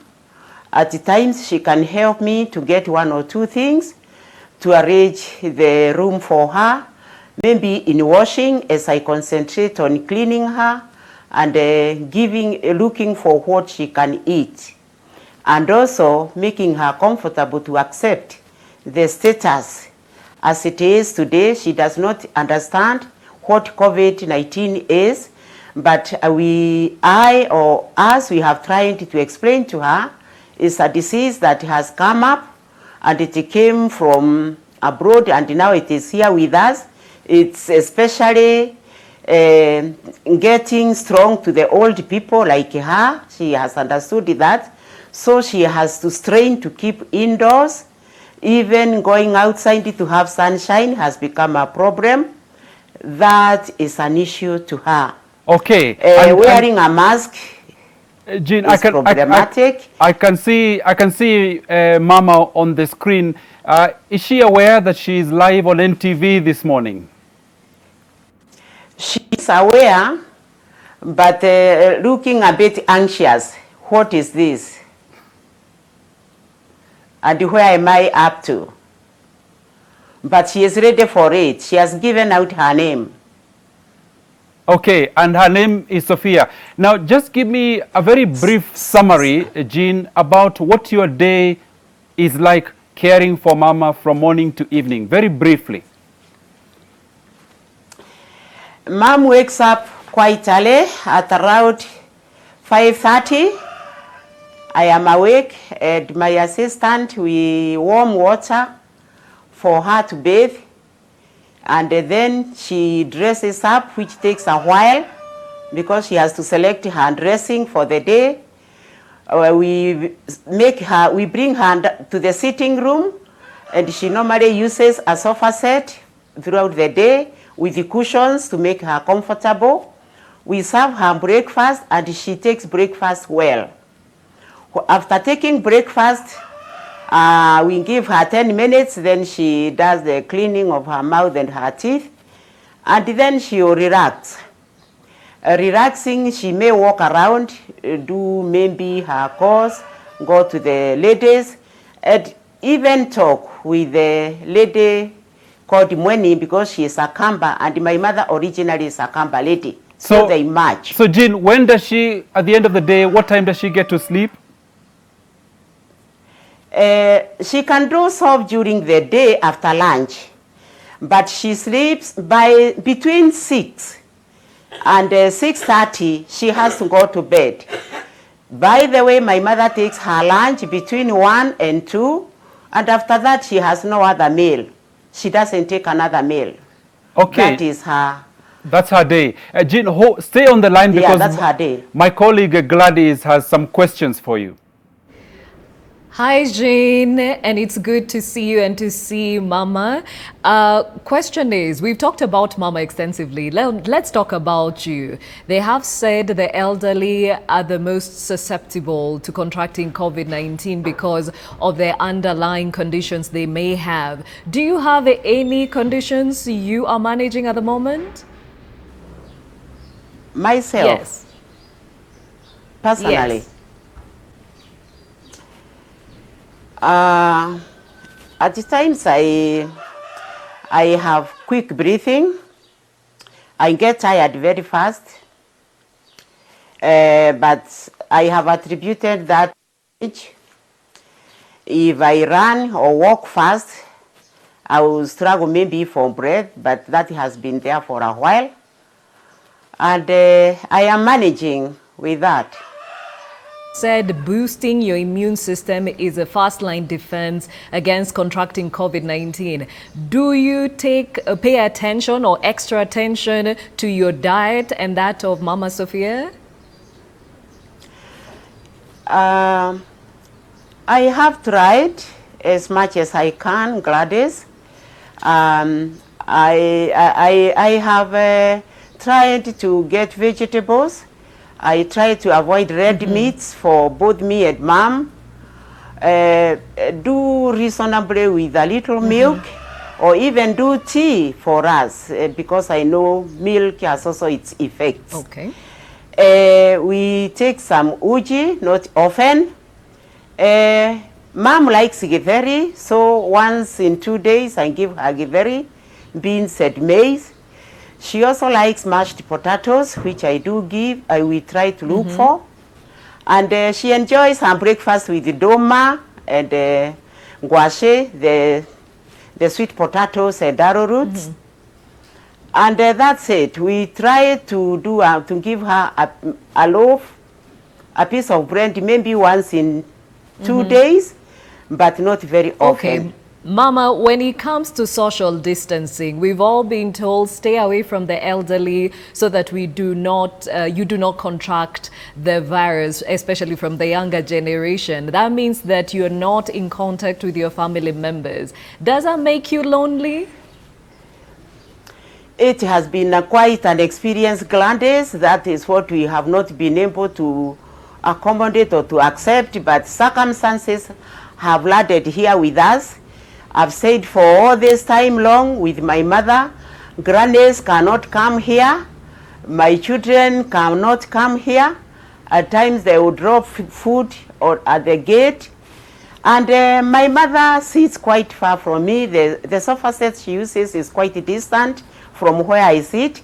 My assistant caretaker also sits quite distant. The other person in the house helping us, the man, is also quite distant. I'm taking care of that, and we all understand why we should keep distance. We have sanitizers all over, at the gate, at the sinks, as we leave the toilets, and Mom has caught up very well. She now has a mask. When it comes to your own support system, with the family not coming to see you, do you have other elderly friends and counterparts that you probably talk on phone to just give each other morale? They call. I have several elderly people within my group in church, ACK. We talk a lot during the day. My family also talks to Susu. She is not very, very lonely, although on phone it's becoming a bit difficult because of the hearing aid. And therefore, I try, although knowing that you are in the house because of a disease does not keep you comfortable. Gladys, I will not confess that. It makes us feel like we are in a small prison. Okay, and we know that there is some money that comes to you from the government, from the Inua Jamii Senior Citizen Program. Has that money been coming? Not to me, Gladys. My mother was on that program when she was, I come from Kirinyaga. Before she came from Kirinyaga, last year, I remember she was involved in the program.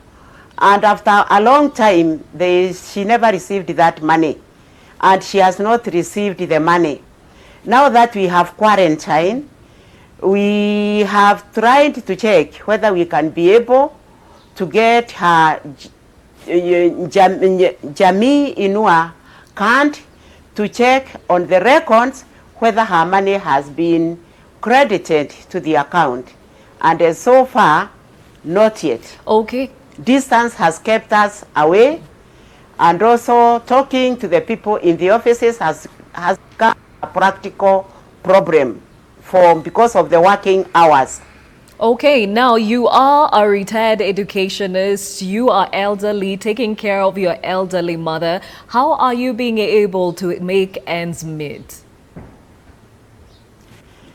Gladys, for once I want to salute and give thanks to my children, whom since this issue came on, they have tried way round to ensure we are feeding. I have been expecting that maybe I would get this assistance from where it is coming, either from the government or through the administration. We have not received any donated food, but we get along when we are with the neighbors. We share what we have. Although I will tell you clearly, people are struggling, but we are trying to make it.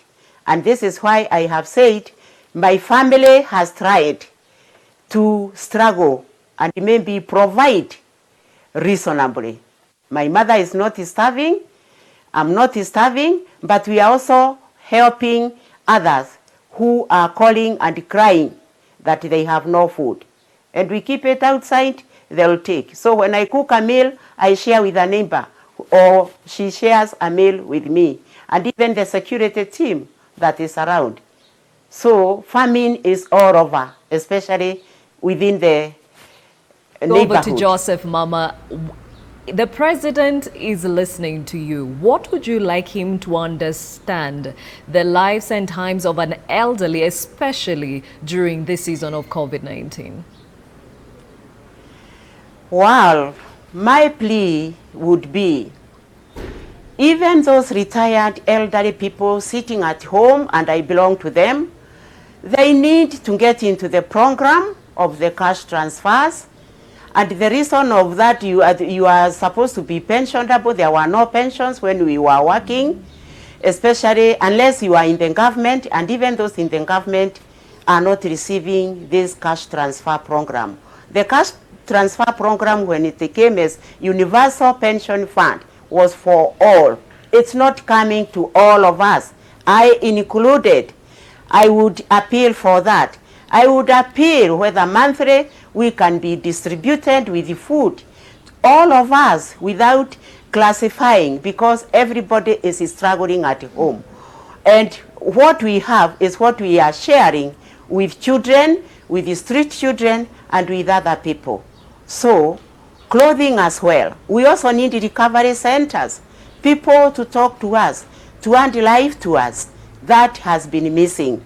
Also, the medical issue, where people like me and my elderly mother, we will need some medication. With these sanitizers, we can't get them until we buy, and we may not be having the money to buy.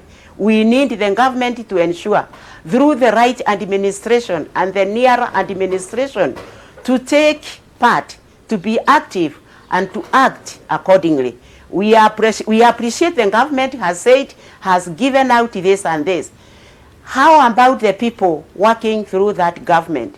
Food has not reached to us, masks have not reached to us, sanitizers have not reached to us. We are struggling to go out and buy those things. Okay, thank Gladys, you, Mama, and that we wish is my you plea and to Mama our Sophia president. all the best. Over to you, Arungu. Okay, Jean, just before you go, a very quick last question to you. If you can hear me, Jean. I have a small question. I have a small question for you. I know that you're a church elder. How has COVID-19 affected the other church elders? What's been the impact of COVID-19 on the other church elders in your church? Oh, since the churches were closed, our vicar, the head of the church, has tried as much as he can with his pastoral team to give spiritual support through online and on phone. When we call him, he indeed prays for us. But because we are not able to meet as often, that has become a drawback and a big blow to us old people. Maybe even our income in the church has gone down. The church is not even able to meet its primary expenses. It is because the elderly people are so many in the church, and once we used to go on Sunday, we would take our offertory, our thanksgiving. When we have no money, we have nothing to take to the church, and that is where we are. So the elders have been affected because the people they take care of are not comfortable and they have nothing to give them. And we have been asking for donations for food, even from other members of the church. And because they have nothing, they have not been donating. There we are in a fix. But we are trying and hoping things will be better. Okay, Jean, thank you very much indeed. We do indeed pray and hope that things will be much better. Thank you to you and Mama Sophia for speaking to us this morning. We're on for a short break at the moment.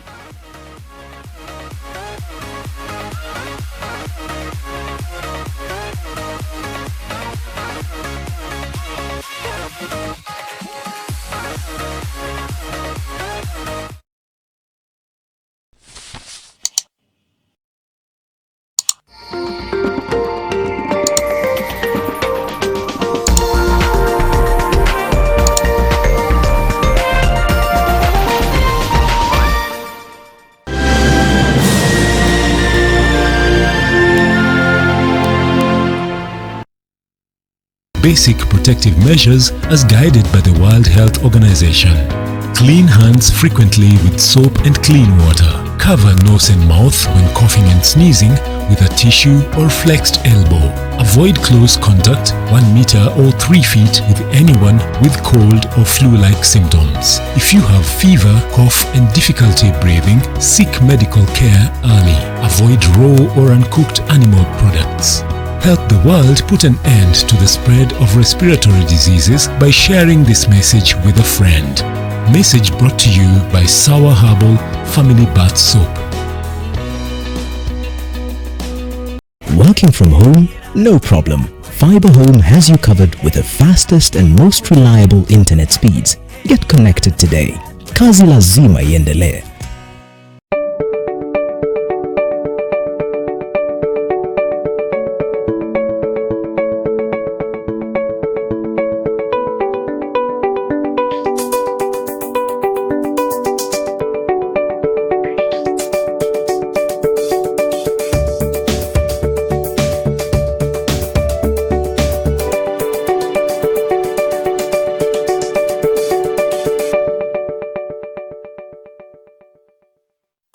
To achieve great things in life, you must do little things every day, like the 1, 2, 3 with Colgate. 1, wake up. 2, brush up. 3, smile through your day with a fresh breath and strong tea. Smile through your day with a fresh breath and strong tea. Do the 1, 2, 3 with Colgate and give yourself a future to smell about.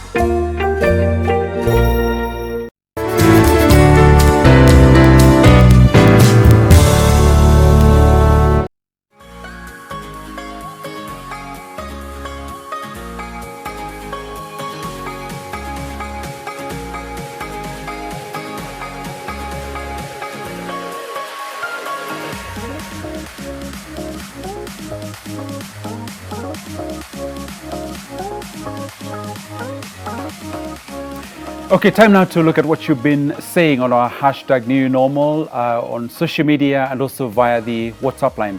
This is what we asked you. How have you taken care of your grandparents and parents, basically the older generation, during this COVID-19 season? This is what you've been saying to us. Maggie Maweu, how will I take care of them? And I'm locked in Nairobi. Quite a big problem, that of separation. Richard Mwamku, how can we look after them and yet we cannot go for our daily business because of cessation of movement?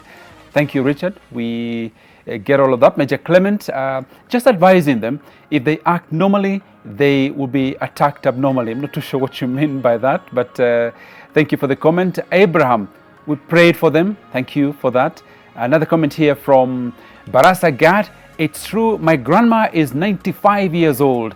Whatever she complains, being unwell, wanasema ni uzee ndo umezidi. This is reference to our discussion much earlier. Matthews Ondoro, the government needs to build homes or centers for the older people where they can be cared for with good food, health, with employed professionals attending to them.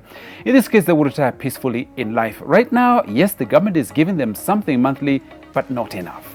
Okay, and another one from Mutesh. Mutesh, only a fool can forget about taking care of parents. Well, believe me, we might have quite a few of those, judging by our conversation earlier. Simba Hashim, honor your father and your mother and your days shall be long. That is what Islam teaches us, and so does Christianity. Daktari, here in the studio, listen to some of those comments. Your views on what people are saying regarding how they care for their older folk? We need to rethink about it. There's actually someone who said that the government needs to have homes and centers. I'd actually ask, what if we invested for me, if I invest for me at that time when I'm old? Where would I like to live? How would I like to live? And whom would I like to take care of me? Other than always waiting for the government to do these things. And then the question is, we're an African society. Is that the direction we want to take? Do we have an option? Maybe, maybe not. But again, I think the way things are going, instead of having to suffer from neglect, and I would rather decide what home I want to go to and invest on that this early. Okay, Daktari, in Tanzania, if you can hear me, just how is your society helping to prepare for the best way to look after older people? Is it sticking them in older people's homes, or is there something different that can be done? You see now, the government actually is advocating older people to be kept, cared for in their families instead of sending them to old people's care homes. We have few elderly people homes which are run by the government, but some private people are also starting their own. But as the society, well, the tradition is to care for older people. That continues. But as I said, that is being eroded by modernization, which is taking place. Intermarriages, which are eroding the traditions of these tribes, because if a wife is from another tribe and the husband from another, they are unlikely, because they could themselves could be a product of intermarriage. So as you can see, the importance of caring for the elderly is slowly being eroded. So loneliness and difficult conditions for the elderly, I think they will increase. But generally, now that the government actually is reviewing the national aging policy, which will be followed by an act of parliament, which we are informed will include a section which requires children to care for their parents. So it will be a law which will force people to care for their for their parents. I think that will be good for older people. But Daktari, from your own experience of working with older people, can you really force somebody to take care of their older family members? Can you really force them? If there is a law to enforce that, you can do that. But presently, we have a law which enforces parents to care for their children. If you abandon your child, you will be answerable by law. But now if there is a law which requires that children take care of their parents, they will be forced to do that, because law will take its course if one decides not to obey it. And so, so from your view, going forward in the Tanzanian society, will it be older people more in older people's homes or in their family homes? As I said, the government is advocating older people to be cared in their families, not in elderly people's homes. But as it is, you see, sometimes there are people who do not have families. They are alone. So these will still need older people's care homes. So as I said, some people are starting their own private older people's homes, and the government actually is operating several older people's homes in the country. Okay, Dr. thank you. Just stay on the line for us as I cross over to Dorcas and Jaggi. Dorcas, good morning and welcome to your world. Good morning. Yes, now you are a retired nurse yourself and you also are caring for your husband. Give us a sense of that experience. Well, it is, as you have said, I'm a retired nurse. And my husband was diagnosed with Alzheimer's in 2018. And the journey has not been easy because somebody you have lived with all, his senses, everything. And then you see him now changing, the behavior change coming in. It was not easy for me to accept this is really happening to him. I had gone into a state of denial that it couldn't be true. And then after the denial period, I went to the state of anger. Why did it have to be him? Who is going to look after the family? He is the breadwinner. That kind of thing.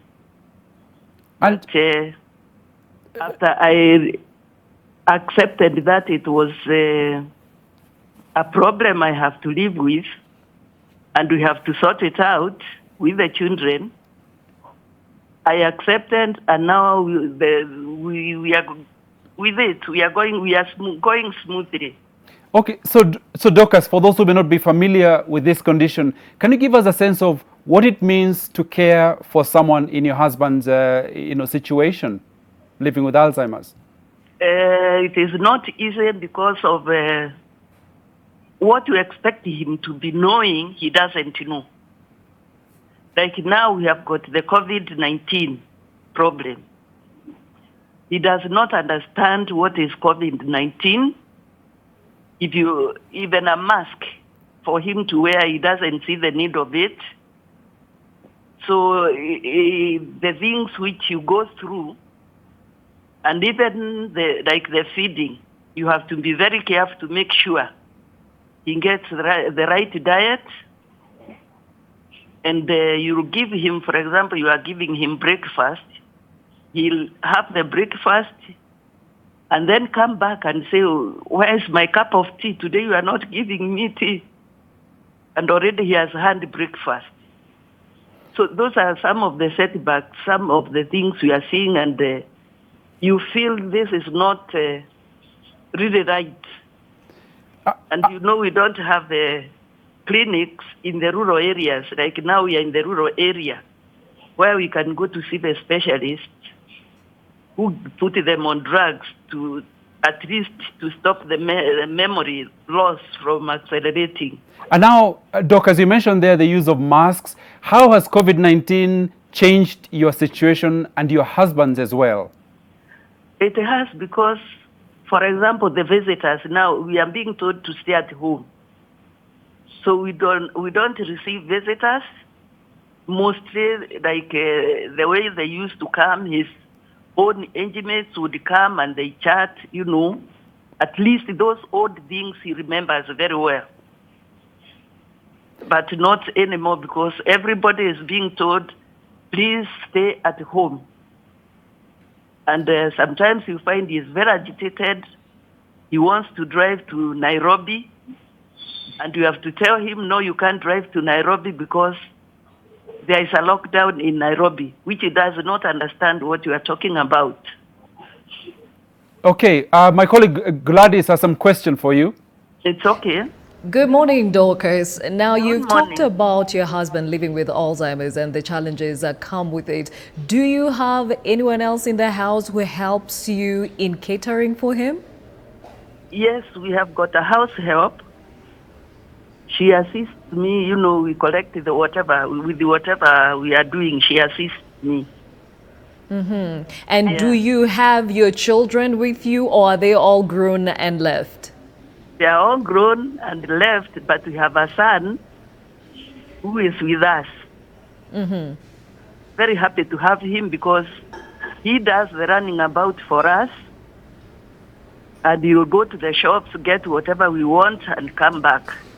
And they say it is imperative that the younger generation protects the elderly from contracting COVID-19. What is your son and your helper doing to ensure that they don't put you at risk? At least we have, we keep on washing our hands as often as we can. We have a sanitizer here. Mm-hmm. So we keep using them. And then the use of the masks.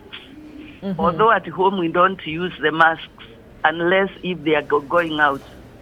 Now, Dorcas, you're a retired nurse. Do you think maybe your prior information about healthcare has helped in catering for your husband? It has helped a lot because I had that little knowledge of Alzheimer's. Mm-hmm.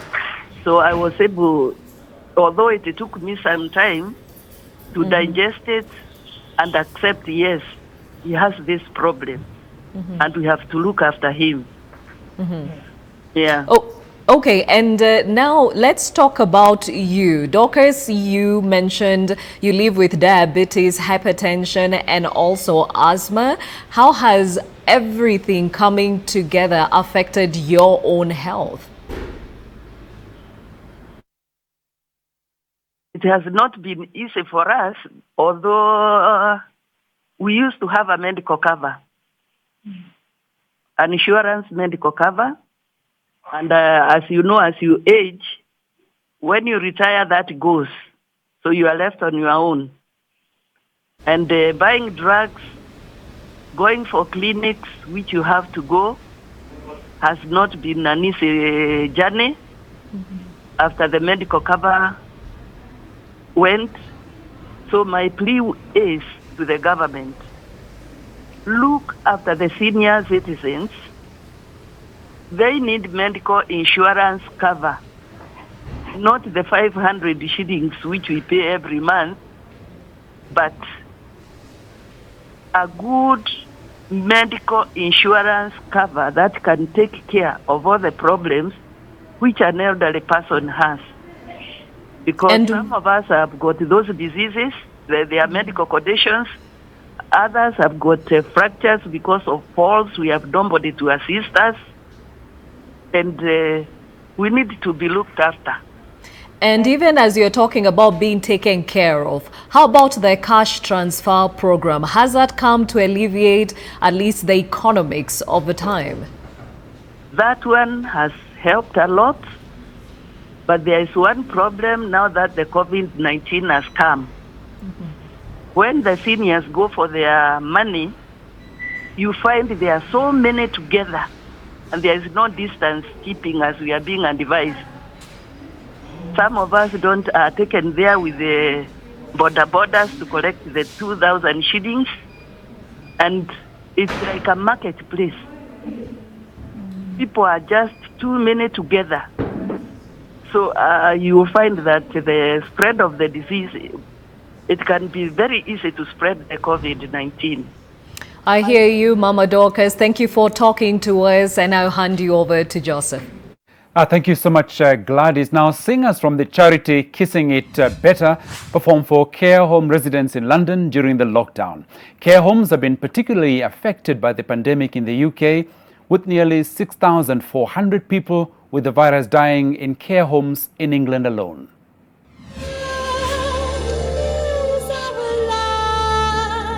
With when they're at a distance, I've had to do a louder performance with a microphone. Usually I'm a bit more close up, but and it's, we can see how much they need it is the big thing really, because they're cooped up indoors and they're not getting their usual activities that they would do, and they don't always understand. So, to have some songs, some singing and something to break up the day has been really important. I close my eyes to see. I think it's good. I know that it's affected people, both staff and residents, but overall I think spirits are quite good. Staff are coming to work. Our residents are not getting sick. They're all staying healthy. They haven't been going to hospital. After midnight, searching for you. The feedback from families has been very supportive and very understanding, and the residents themselves most seem to have reflected and understood the need for this, realizing it's in their own health and best interest.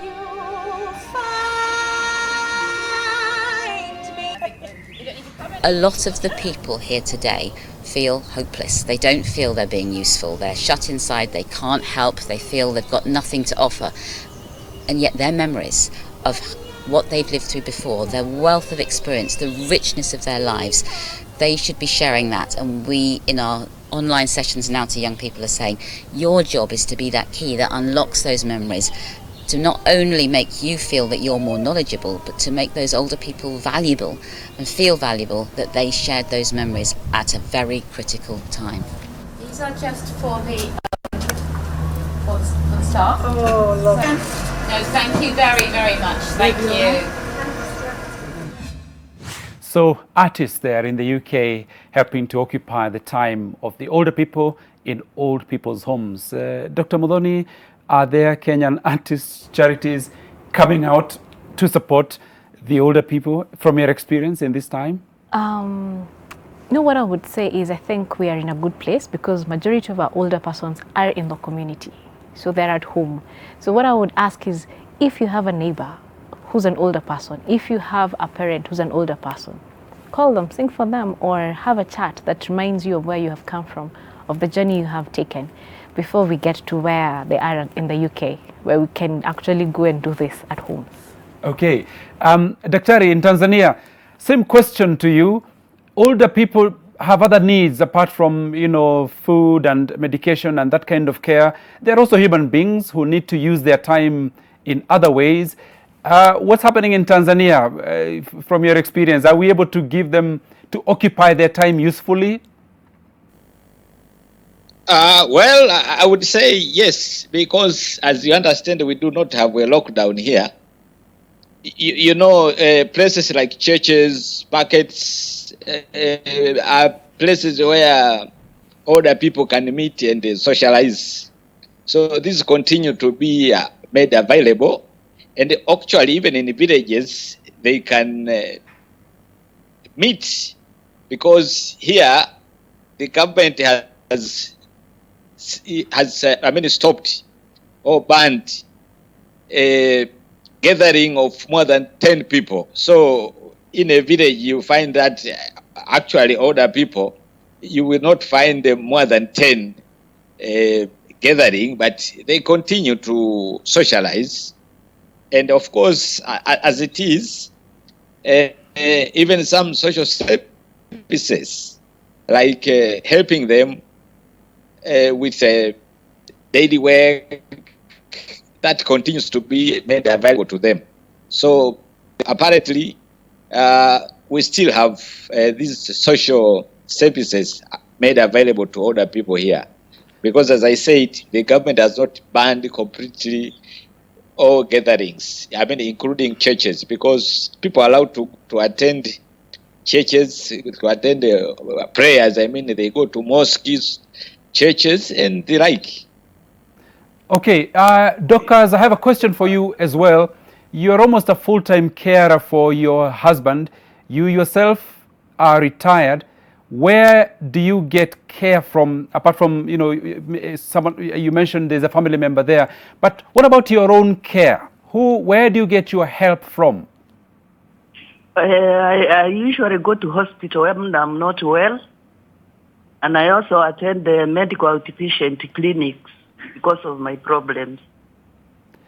Are there moments that you suffer compassion or care fatigue, that you feel really exhausted looking after somebody full time, even though there's someone you love? Yes, a lot.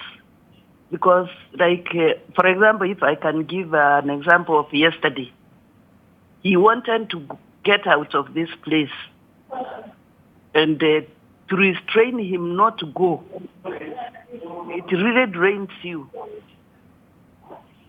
So you have to, sometimes you feel you are very low, you have nobody to share what you are feeling inside.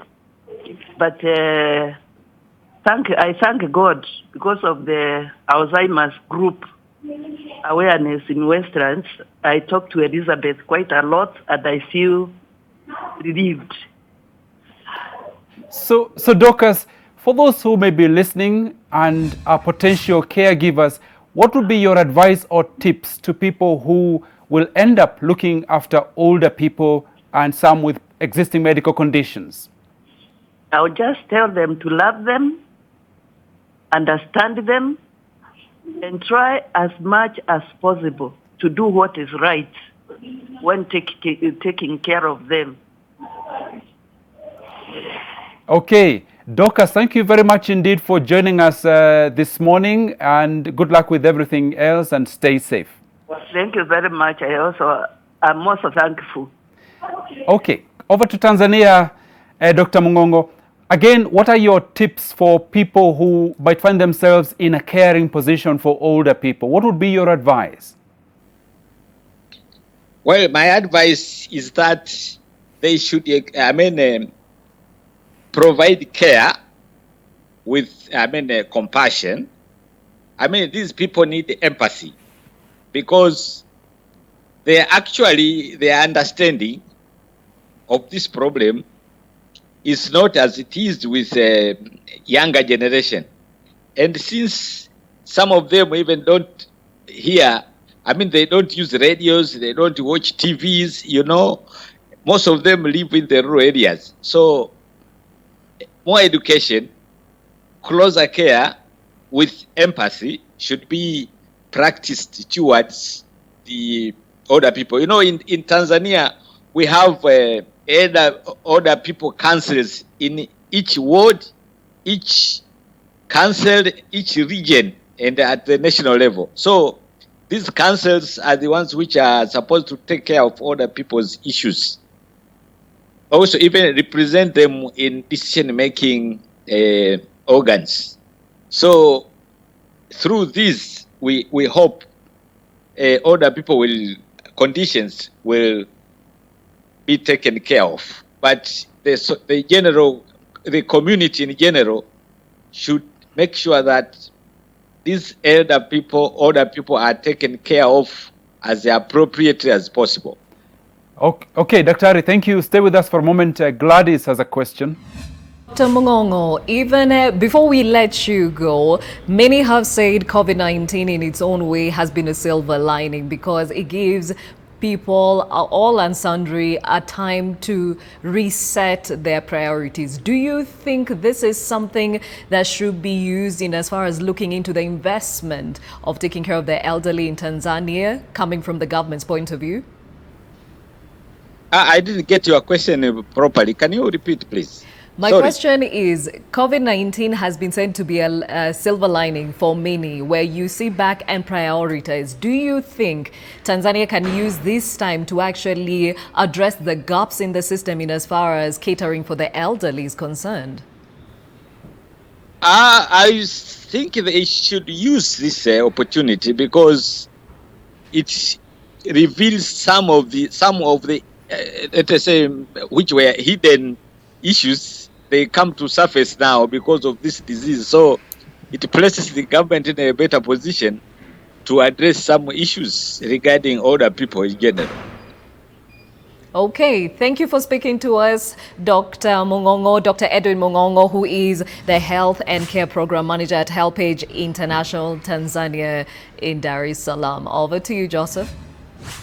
Okay, thank you, Gladys. Now, even with the bride and groom in different cities and India's stringent virus lockdown disrupting their wedding schedule, some young couples decided to tie the knot virtually. Now, in a country famous for lavish weddings that last for days and, where up to thousands of guests are invited, a growing number of couples modify their marriage ceremonies amid a lockdown that has limited public gatherings. The spread of the coronavirus and the nationwide lockdown came as India's wedding season was in full swing.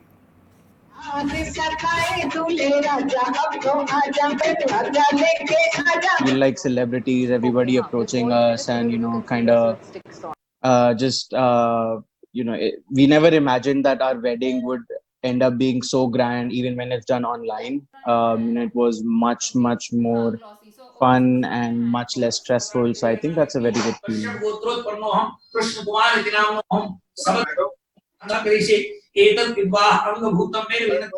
I think everybody needed kind of an excuse to dress up and have fun, amidst all of this, and this was a great way to actually, achieve that.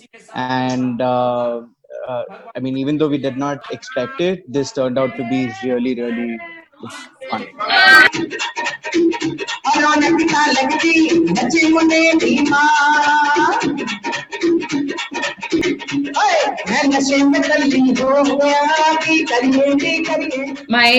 think it's everybody's assumption that like for like 6 or 7 months things are going to remain same. Like the weddings at larger scale won't be possible, and we didn't want to postpone our wedding for again like for 7 or 8 months. We didn't want that, so that is why we thought that it's good, and this way everybody will be able to join, like through online all our friends can join. So I think it's cheaper, economical for both the parties, I would say, and it's more fun because by end of the wedding, like when the actual wedding happens, the fera ceremony and all, the bride and groom's energy is just zero. They are just numb, but we were able to enjoy it. We were like, we remember each part of it. Okay, fun times despite the gloomy atmosphere there in India. Soldiers and police use a fire truck to spray water at people who violate lockdown rules in the Indonesian city of Makassar. Some cities and provinces in the Southeast Asian nation have enforced tough social distancing rules. Gatherings of more than 5 people are limited and only certain types of businesses are allowed to open. Samsul Bachari, the head of the Bontola district, said the large-scale social restriction or partial lockdown is not an appeal, it is an order. So we have to enforce it. We use fire trucks to disperse people who violate it.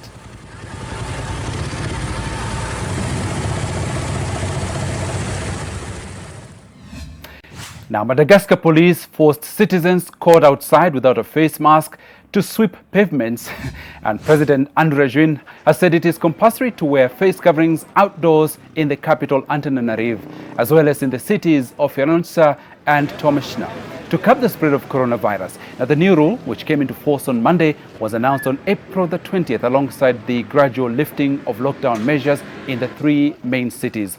Authorities warned that citizens leaving the house without a face mask would face community service. 70% of people on the streets respected the rule because they're scared of having to sweep pavements. The head of the anti-coronavirus operations, General Elak Olivia Andrijiaka, said on state television.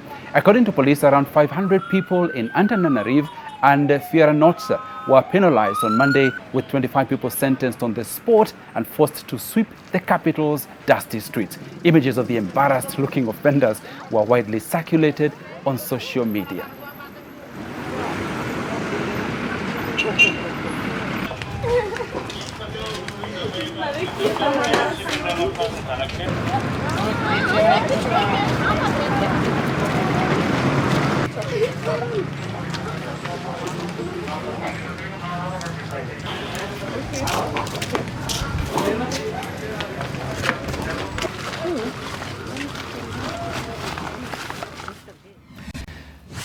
Okay, I wonder what's better, that or facing armed police in whips. Now, we've got, let's see whether we some comments coming from you on our hashtag New Normal, on our WhatsApp line. Yes, there's some here. We asked you, how have you taken care of your grandparents and parents during this COVID-19 season? And these are some of your comments. Sabi, communication and care is no longer there, indeed, as we've just touched on in this program. Ruli and Eileen, well, selfishness has dominated, especially when the government gives them pesa za wazee, everything is messy. That's a comment. Another one from Alois Ogola. Joint efforts by the community is critical in caring for older persons. Something funny, most older people lack close relatives to care for them. They lack them or the relatives disappear. Okay, Victor, Asha, it's absolutely right. Loneliness kills people a lot. Reference to what Dr. Mudhoni here mentioned a little bit earlier. James Kidhia, Jean Mutugi, continue. Baraka utapata. Thank you very much indeed for our earlier guest. Maggie Wangeshi, my mom there, I envy you. Congratulations. Thank you. Thank you very much indeed. And my thanks to all the guests that we've had this morning, including Dr. Edwin in Tanzania and also Dr. Mudhoni here in the studio. Gladys. Yes, thank you, Joseph, and definitely it has been a very incisive conversation and very educative. And Dr. Mudhoni, before we leave you or let you go, definitely there are very few specialists in your field, and with the number of the elderly going up, shouldn't this be something that the medical world or the medical professionals should look into? Yes, it is, and it's actually important, it's crucial. It also shows the success we have had with the healthcare system. That means we have more people living longer and not probably dying because of communicable diseases earlier in life. Okay, thank you, Dr. Mudhoni Gishu, who is a medical gerontologist. Joseph, do you have a last question for her? A very quick one in 10 seconds. For someone who's coming into care, your tips, very quickly. New carer. For a new carer or even an older carer, be present, be there at that moment, be patient. Again, allow the person you're caring for to make decisions when they can. Okay. And eventually, take care of yourself, because if you cannot be able to take care of yourself, it means you will not be able to take care of them. So if you feel tired or fatigued, reach out. Don't die with it. Reach out. Thank you very much indeed, Dr. Mudhoni, for joining us. So we are back tomorrow, first of all, with a workout at 6:30 in the morning with some fantastic trainers. Join us for that. And then tomorrow at 7 a.m., Your World is back with Gladys in the hot seat right here. See you tomorrow. Stay safe.